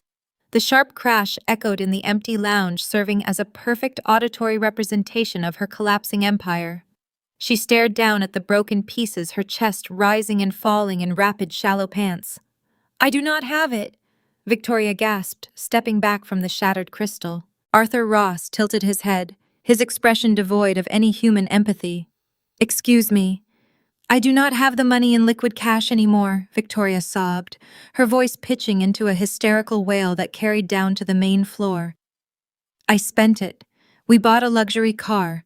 We booked non-refundable private reservations. I used the remaining balance to pay the property taxes on the estate. You have to give me time to figure this out. You have to arrange a payment plan. The senior director looked at her with profound disgust. Sterling and Ross is not a charity lending institution, he replied, his voice dropping to a dangerous whisper. You signed a binding financial agreement guaranteeing repayment if the consignment failed to clear title. Since you just admitted to squandering stolen funds, we are initiating our standard recovery protocol. You have exactly 48 hours to return our $300,000.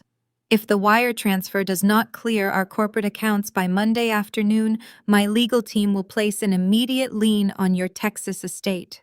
We will seize your assets, freeze your remaining bank accounts, and petition the state court to liquidate everything you own to cover this debt. Ashley, who had been hiding behind a towering marble pillar nearby, finally grasped the catastrophic reality of their situation. The 25-year-old had never faced a real consequence in her entire life.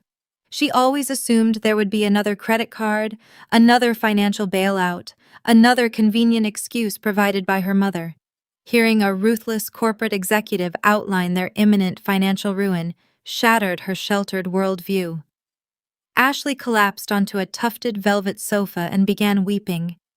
She buried her face in her hands, realizing her upcoming luxury ski trip, her designer wardrobe, and her pristine new sports car were all vaporizing before her very eyes. The police detective shouted for Victoria to step down from the elevated balcony for formal questioning. The invisible trapdoor had swung wide open, swallowing my stepmother and stepsister into a dark abyss of their own creation. They were no longer my problem. They belonged to the ruthless machinery of corporate debt collectors and the Texas justice system. I turned away from the chaotic scene, slipping quietly through the side door that led back to the catering corridors. The fierce adrenaline that sustained me through the confrontation began to fade, replaced by a profound, echoing exhaustion. I navigated the narrow service hallways and returned to the quiet employee locker room. I took off the heavy canvas apron, folding the stiff fabric neatly and placing it on a wooden bench.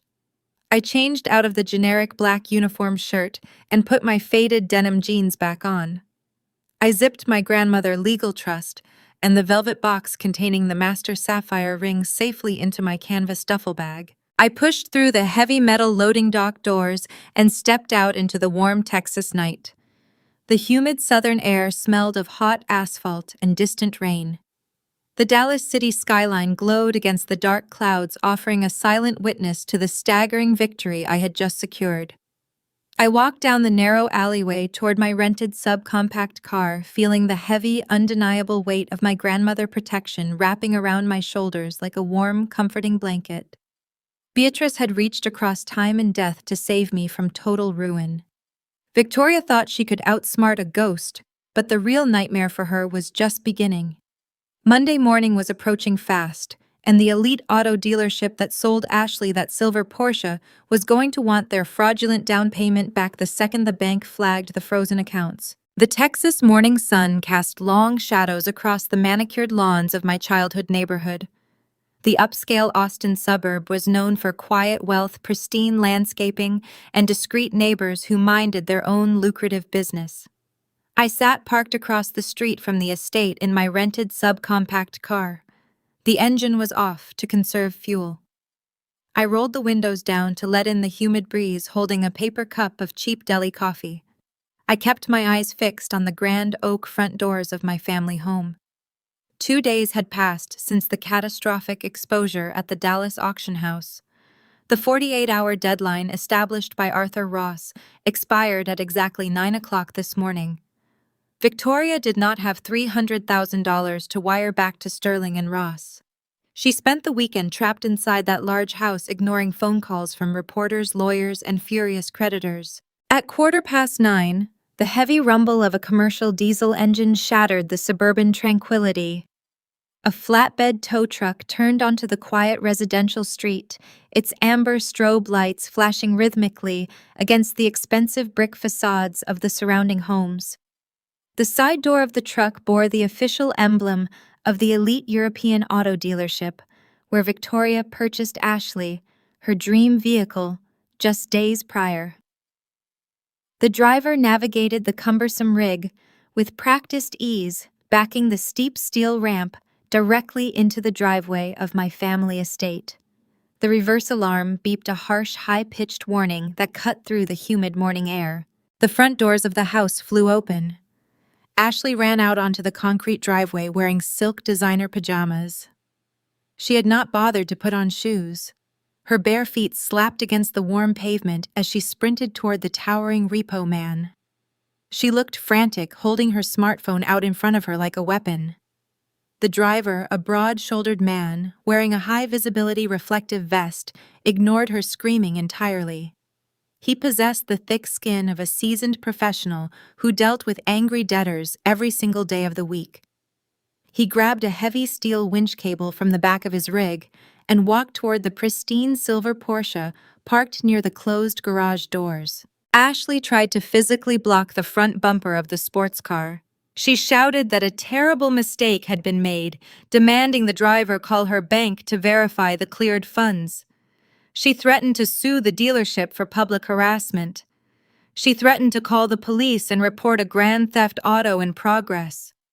The operator stepped around her without uttering a single word of response. He dropped to his knees on the concrete, securing the thick metal hooks to the reinforced undercarriage of the luxury vehicle. Ashley began sobbing hysterically. She spent her entire 25 years believing her tears could manipulate reality. My father always rushed to fix her mistakes. Victoria always bought her way out of trouble with a swipe of a credit card. Now, standing on the hard concrete in her sleepwear, Ashley faced an immovable boundary for the first time in her life. The hydraulic winch whined loudly, tightening the steel cable with immense force. The front tires of the silver Porsche lifted off the ground, scraping against the metal grooves of the flatbed ramp. Ashley fell to her knees on the manicured grass, covering her face with her trembling hands. The humiliation was absolute and entirely public. Several wealthy neighbors stepped out onto their front porches, holding coffee mugs, watching the chaotic spectacle unfold in broad daylight. The elite social circles of Austin thrived on quiet dignity and hidden flaws. Having a repo truck drag a luxury car out of your driveway was a permanent stain on your social credit. The dealership did not waste time playing games with a suspected felon. The moment Sterling and Ross placed an emergency corporate lien on Victoria, the regional banks flagged her accounts. The preliminary down payment for the Porsche was identified as the product of criminal fraud. The financing evaporated instantly. In Texas, creditors move with ruthless speed to secure their collateral when fraud is involved. As the sports car was secured to the back of the flatbed, a second figure emerged from the dark shadows of the front porch. It was Victoria. I almost did not recognize the woman standing under the grand brick archway. The polished, untouchable socialite from the auction gala was gone. She wore a faded silk robe pulled tightly around her waist. Her blonde hair was flat and unbrushed, clinging to her forehead in greasy, unkempt strands. Deep, dark circles bruised the delicate skin beneath her eyes. The crushing weight of impending financial ruin and a pending felony investigation had aged her a decade over the course of a single weekend. She looked frail, exhausted, and utterly defeated by her own towering hubris. The tow truck shifted into drive and rumbled slowly down the street, carrying away Ashley Pry's status symbol. Victoria stood on the porch watching the vehicle disappear around the corner until the amber lights faded from view. Then her hollow eyes scanned the perimeter of the property. She noticed the unfamiliar subcompact car parked across the street under the shade of a large oak tree. She squinted, peering through the windshield, fighting against the glare of the morning sun. Recognition flashed across her pale face, followed immediately by a surge of desperate anger. Victoria marched down the long driveway, ignoring her sobbing daughter on the grass. She crossed the asphalt street with rapid, furious steps. She reached the passenger side of my rental car and slammed her open palms against the glass. The sudden impact rattled the cheap door frame. I did not flinch. I took a slow sip of my coffee, placed the cup in the center console, and reached for the electronic window switch. The glass rolled down smoothly, letting the humid morning air fill the small cabin. "You have to stop this right now," Victoria hissed, leaning her face close to the open window. Her breath smelled of stale wine and sheer panic. "Call the Dallas Police Department. Tell the detectives it was a terrible family misunderstanding. Withdraw the fraud claim and sign the asset waiver I gave you on Friday. I will give you the bookstore back. I will leave your lease alone." I stared at her, marveling at the persistent delusion clouding her judgment. "You stole my grandmother Jules, Victoria. You signed a fraudulent consignment contract. The auction house wants their $300,000 back today, and you do not have it. I cannot withdraw a claim on a crime you committed against a corporate entity. The state of Texas is pressing charges now, not me. She gripped the edge of the car door, her knuckles turning bone white. If you do not withdraw the claim and tell them the jewelry belongs to me, Arthur Ross will seize this estate. He promised to file a lien against the property by noon today. He will force a total liquidation. We will lose the house. We will have nowhere to go. She tried to soften her voice, attempting to weaponize the ghost of my father one last time. Richard would never want this. He bought this home for us to be a family. You are going to render your own stepmother and sister homeless over some dusty old gems. Fix this, Catherine. The audacity required to demand my surrender while standing on the brink of her own destruction was truly staggering. She still believed the house was her sanctuary, an untouchable fortress she inherited through marriage. She thought the only danger she faced was the corporate wrath of the auction house.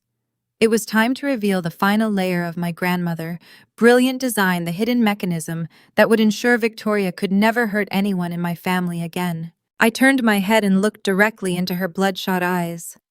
My voice remained calm, steady, and devoid of any sympathy. You really should have hired a better probate attorney to read the original property deeds, Victoria.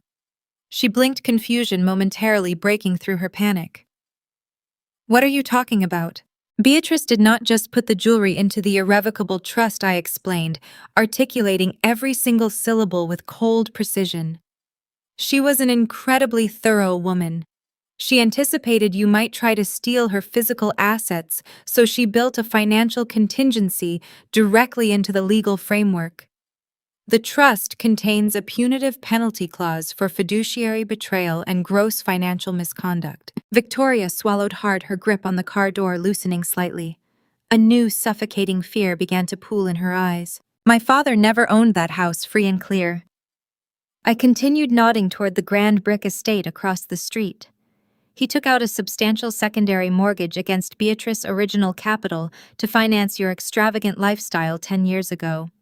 That debt was absorbed into the trust. Because you attempted to defraud the primary beneficiary, the penalty clause is now active. The trust does not just want the jewelry back, Victoria. The trust demands immediate repayment of the original mortgage capital, plus a decade of compound interest. I paused, letting the silence stretch between us, as the devastating reality shattered her remaining defenses.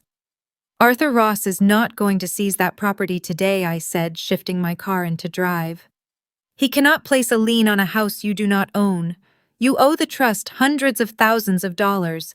I am foreclosing on the estate. Victoria stood frozen on the asphalt, her mouth hanging open in a silent scream.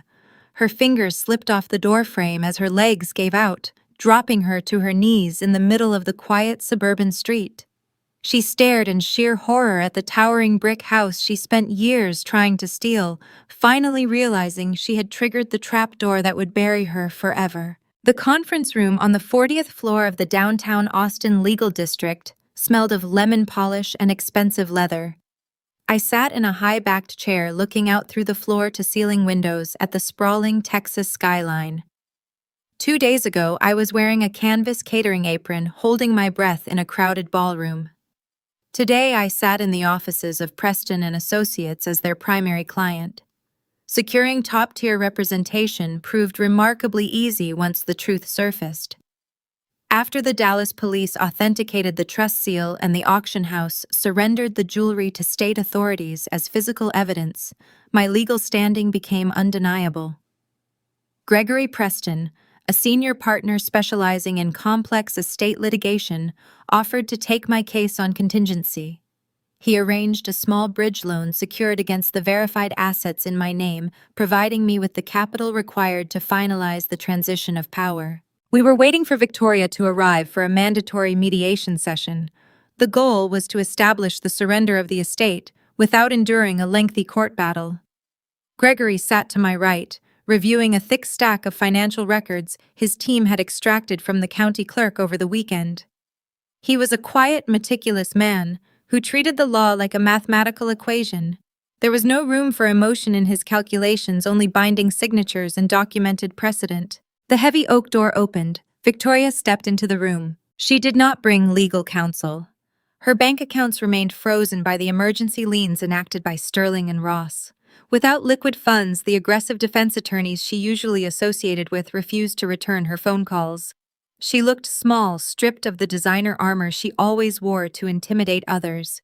Her beige silk blouse was wrinkled. Her posture sagged under the invisible weight of her collapsing reality. She took a seat on the opposite side of the polished mahogany table, clasping her hands tightly in her lap. Her eyes darted nervously around the imposing room, avoiding my gaze entirely. "Thank you for coming." Mrs. Morgan Gregory began, his tone polite but entirely devoid of warmth. "We requested this mediation to clarify the current legal standing of the primary residence and to outline the necessary next steps." Victoria swallowed hard, offering a weak, trembling nod. "I want to cooperate," she whispered, her voice lacking its usual sharp edge. "I understand mistakes were made regarding the jewelry. I am willing to return the pieces and walk away from that specific inheritance. I just want to keep my home. Ashley and I need a place to live while we sort out Richard's remaining debts." Gregory opened a beige manila folder resting in front of him. He removed a crisp stack of mortgage documents and spread them across the smooth wood. "That brings us to the core issue of today," Agenda Gregory stated, tapping his silver pen against the top page. "Your late husband did not own the estate outright. He operated under the assumption that the property was his exclusive domain, a misconception he seemingly passed on to you. However, the county records indicate a very different financial reality." Victoria frowned, leaning forward slightly. "Richard paid off the primary mortgage 5 years ago. He showed me the bank statements. We own the property free and clear." "You paid off the commercial bank loan," Gregory corrected, turning the document around so she could read the bold print. "But Richard financed his early business ventures and your country club lifestyle by borrowing heavily against Beatrice Morgan original seed capital. He signed a private binding promissory note with his mother. The property itself was listed as the sole collateral." The blood drained from Victoria's face as her eyes scanned the highlighted paragraphs. "Beatrice transferred that promissory note into the irrevocable trust 15 years ago. My grandmother did not just protect her diamonds. She tethered the physical house to the same legal entity. She knew my father lacked the discipline to build true wealth, and she knew Victoria would burn through whatever cash remained the moment he died. The trust operated with a dormant grace period as long as Beatrice lived." Gregory explained, his voice echoing in the quiet room. "Upon her passing, the primary beneficiary retained the right to either collect the debt or allow the occupants to remain. Catherine chose to let you and Richard stay in the home." Victoria looked up, genuine shock replacing her fear. "You knew about this. You knew you owned the debt all along." "I did not know," I replied, speaking for the first time since she entered the room. My voice was calm and steady. "I only discovered the trust documents 3 days ago. But Beatrice knew. And she installed a very specific contingency clause to protect the estate if I was ever threatened." Gregory pulled a second document from the folder. This was the mechanism that sealed her fate. The acceleration clause, he announced, reading the legal header. "The trust stipulates that if any occupant, heir, or spouse attempts to defraud, steal, or otherwise misappropriate the assets belonging to the primary beneficiary, the grace period is instantly revoked. The promissory note becomes due in full immediately." He looked directly at Victoria, offering a harsh dose of financial reality. "By forging the consignment contracts and attempting to sell the jewelry in Dallas, you triggered the acceleration clause. You now owe the Beatrice Morgan Trust $400,000 in principal, plus a decade of compound interest." Victoria began to hyperventilate. Her hands fluttered over the documents, unable to process the staggering numbers printed on the page. "I do not have that kind of money.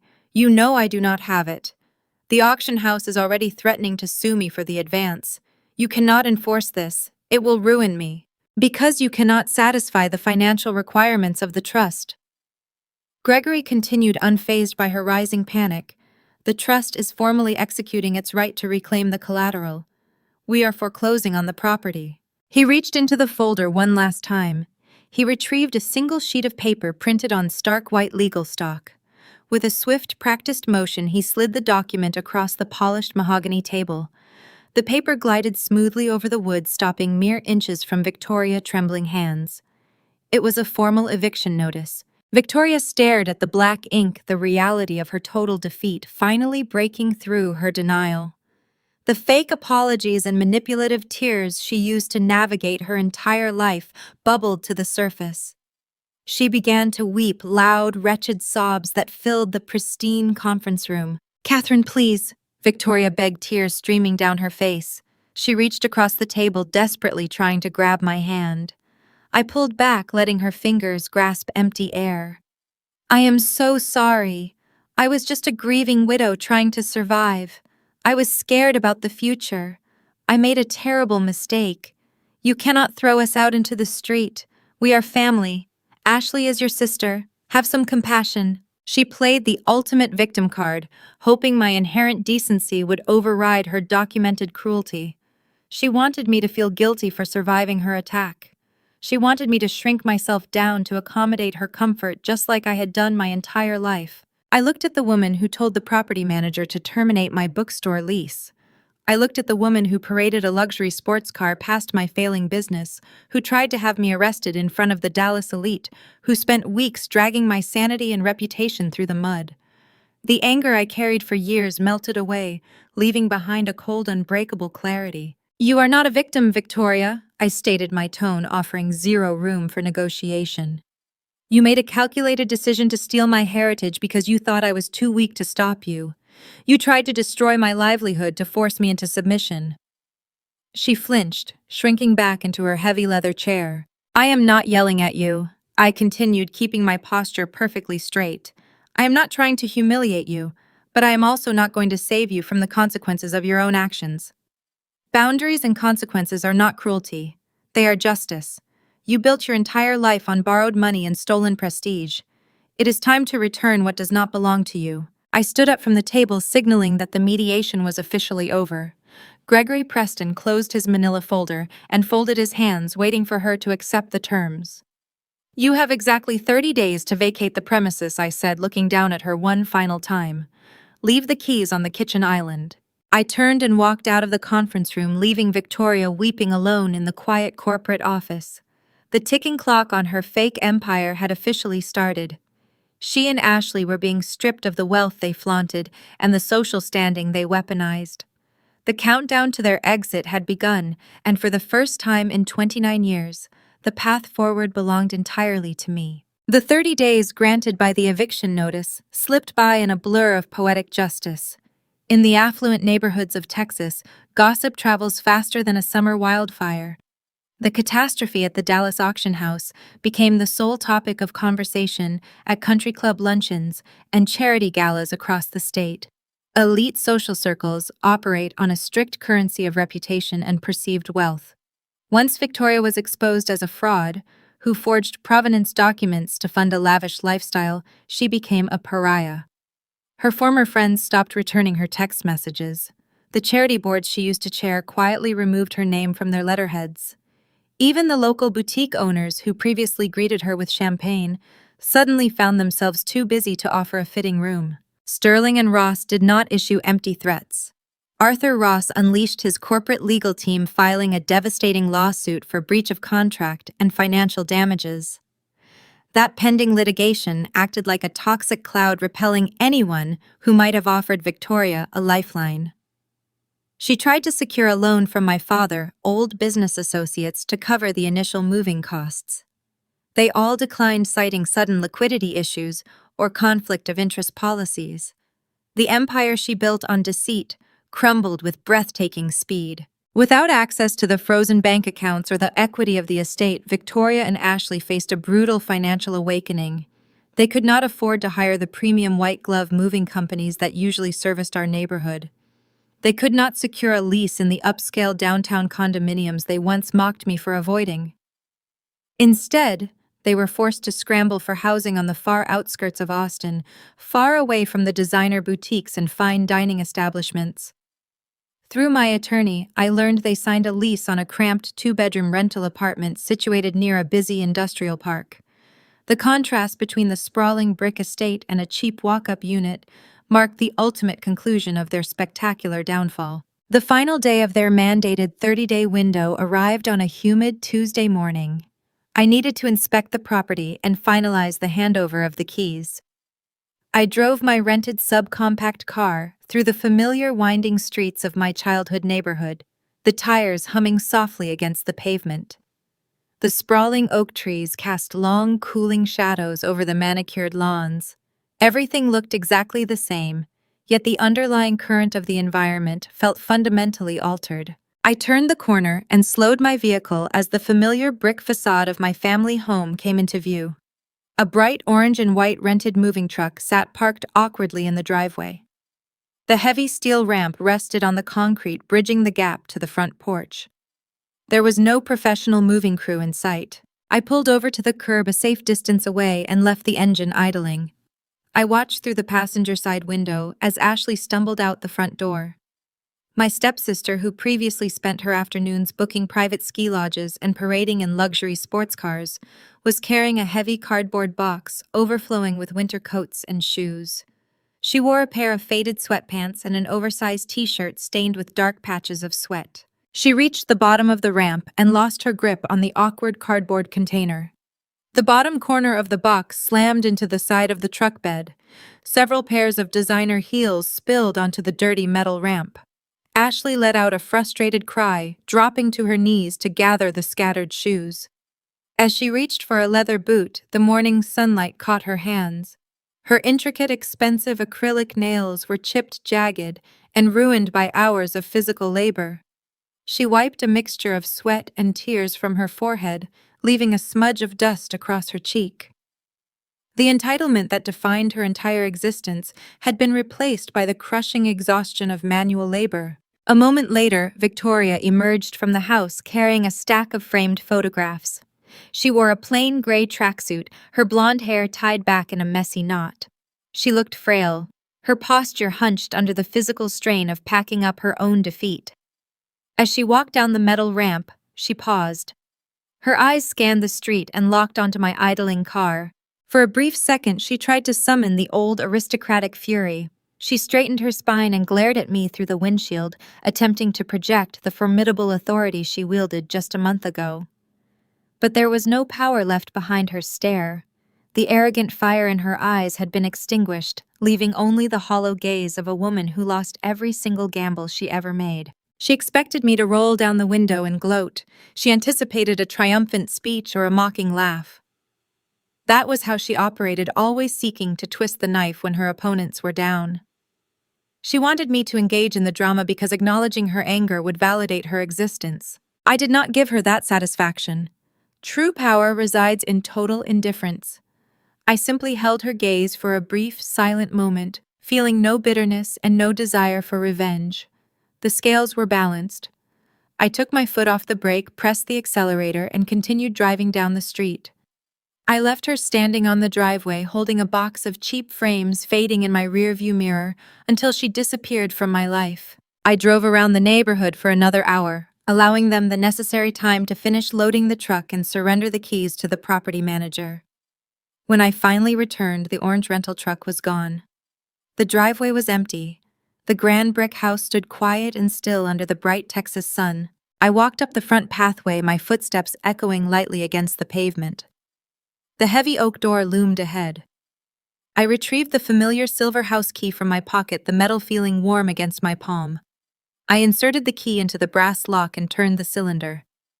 The deadbolt released with a satisfying click. I pushed the door open and stepped into the foyer. The interior was stripped bare of Victoria expensive contemporary furniture and Ashley chaotic clutter. The walls echoed with a profound, healing silence. The air no longer carried the oppressive tension of constant manipulation and greed. The toxicity that haunted these halls for years had been swept away, leaving a clean slate in its wake. I walked through the empty living room, trailing my hand along the edge of the carved wooden banister. I had reclaimed my family home, secured my grandmother's precious legacy, and most importantly, established an impenetrable boundary protecting my autonomy. I stood in the center of the quiet house, breathing in the still air, knowing that the foundation beneath my feet finally belonged to me alone. 6 months passed since the gavel fell silent in that Dallas auction house. The blistering Texas summer yielded to a crisp, gentle autumn, bringing a profound shift to both the weather and my reality. The sprawling brick estate in the Austin suburbs no longer felt like a hostile fortress guarding a lifetime of resentment. I spent the early weeks opening every single window, letting the stagnant, humid air flush out. I removed the cold, impersonal designer furniture Victoria purchased to impress her socialite friends, replacing it with warm, comfortable pieces I selected myself. The house finally exhaled, shedding the toxic residue of the past decade. The prestigious auction house returned the Beatrice Morgan collection under heavy armed transport once the police concluded their formal fraud investigation. The velvet display boards arrived intact. I did not sell a single diamond. Liquidating my grandmother's legacy for a sudden influx of cash would have felt like a terrible betrayal of the safety net she painstakingly designed. Instead, I scheduled a private afternoon appointment at Oakmont Financial.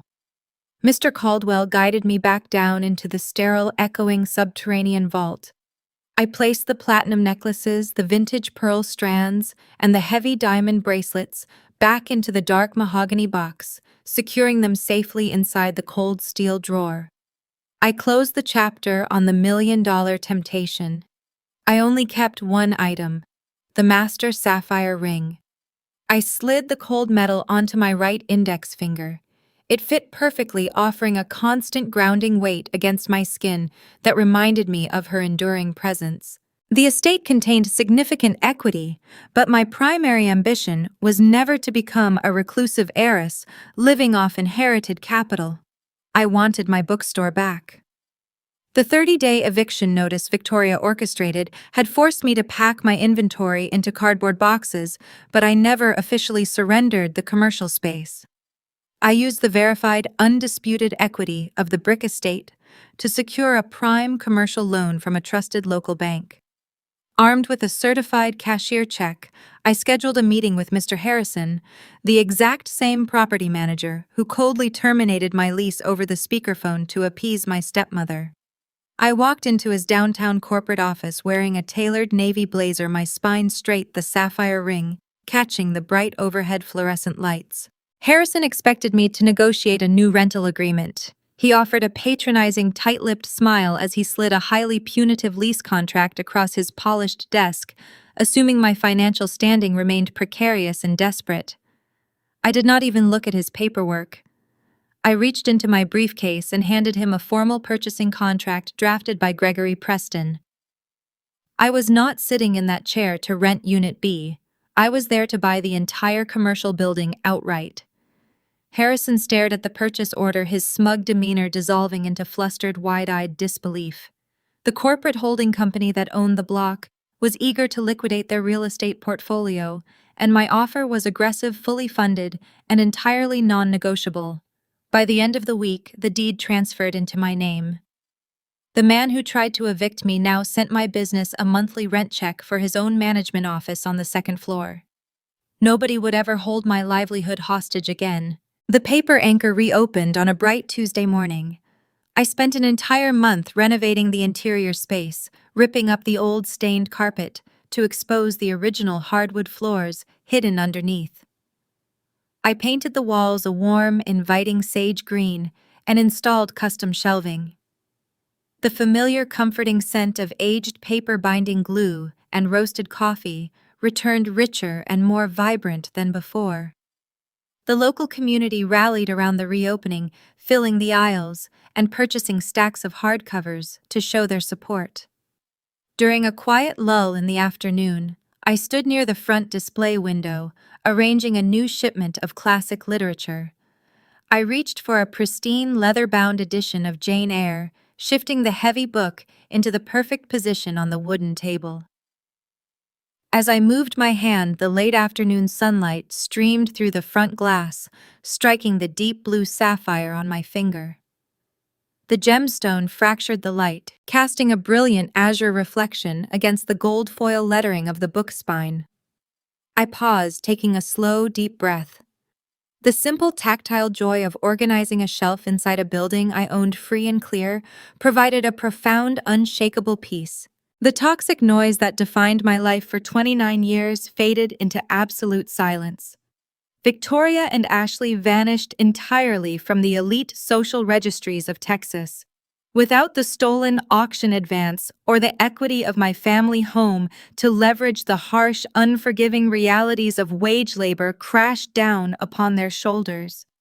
A former customer of my bookstore mentioned seeing Victoria working the front reception desk at a high-volume mid-level dental clinic on the outskirts of the city.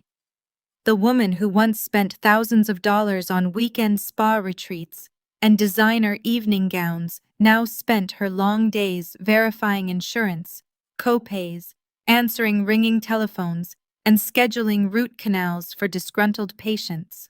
Ashley experienced an even steeper decline. Without the custom silver sports car to drive, she relied on the municipal bus schedule to reach her new employment. She found a job folding clothes in the back stockroom of a suburban retail mall, strictly forbidden from working the sales floor due to her constant abrasive arguments with retail management. They were slowly, painfully learning the fundamental mechanics of living within their actual means. They discovered the hard way that the world does not care about unearned entitlement. The universe demands a toll they were never equipped to pay.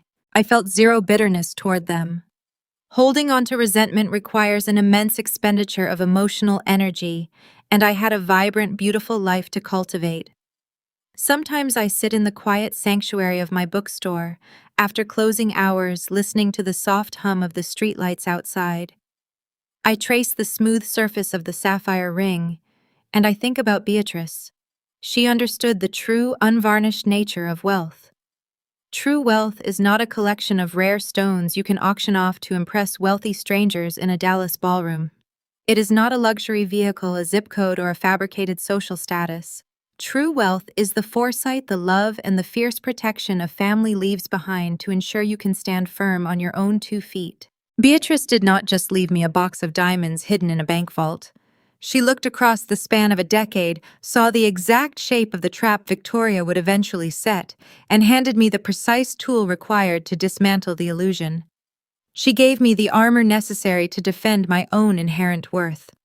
The greatest gift she provided was the opportunity to fight for my own autonomy, knowing I held the winning hand the entire time. If you are listening to this story and feeling trapped by the expectations of a toxic environment, or if someone is using their financial leverage to make you feel small and insignificant, remember that your independence is always worth fighting for.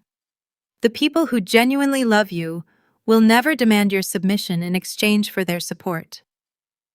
They will build strong foundations for you to stand on, not gilded cages to keep you contained. You might have to walk through the fire to claim your freedom, but the quiet, beautiful peace waiting on the other side belongs entirely to you. Keep building your life brick by solid brick. True inheritance is rarely found in the heavy lockboxes we keep in bank vaults, or the cold, glittering stones that line a display case. For years, I believed my value was tied to the history of my family name, to the grand estate in Austin, and to the approval of people who saw me as an asset rather than a human being. I spent a lifetime making myself small, shrinking my dreams to fit into the spaces they carved out for me, convinced that peace required my silence. But my grandmother Beatrice understood a fundamental truth, that I was too blinded by loyalty to see true wealth is the armor we forge for ourselves when the world tries to strip us bare. When Victoria auctioned off those diamonds, she thought she was stealing a fortune. In reality, she was forcing me to finally claim the only inheritance that mattered: my autonomy. The diamonds were just carbon and light. The legal trust was just ink and paper. The real treasure was the clarity that came when the mask finally fell off and I realized that the life I was defending wasn't actually mine. We often cling to toxic family dynamics because we are terrified of the void that remains once we walk away. But sometimes that void isn't an ending. It is the open ground where you finally get to build something that is entirely your own. If this story has stirred something within you, or if you have ever had to break your own heart to save your soul, please follow Elderly Stories. We share these journeys because we know you aren't the only one who has had to build their own door when every other path was locked. I often look at the sapphire ring on my finger now catching the light in the quiet of my bookstore, and I wonder about the people who still sit at dinner tables where they are not seen. I wonder how many of us are living in houses that don't belong to us, protecting legacies that were never meant to be our own. We keep the doors locked, thinking we are safe, never realizing that the key was in our hands the entire time. The question isn't whether you have the strength to leave. The question is, what will you finally build once you decide you are worthy of a home of your own?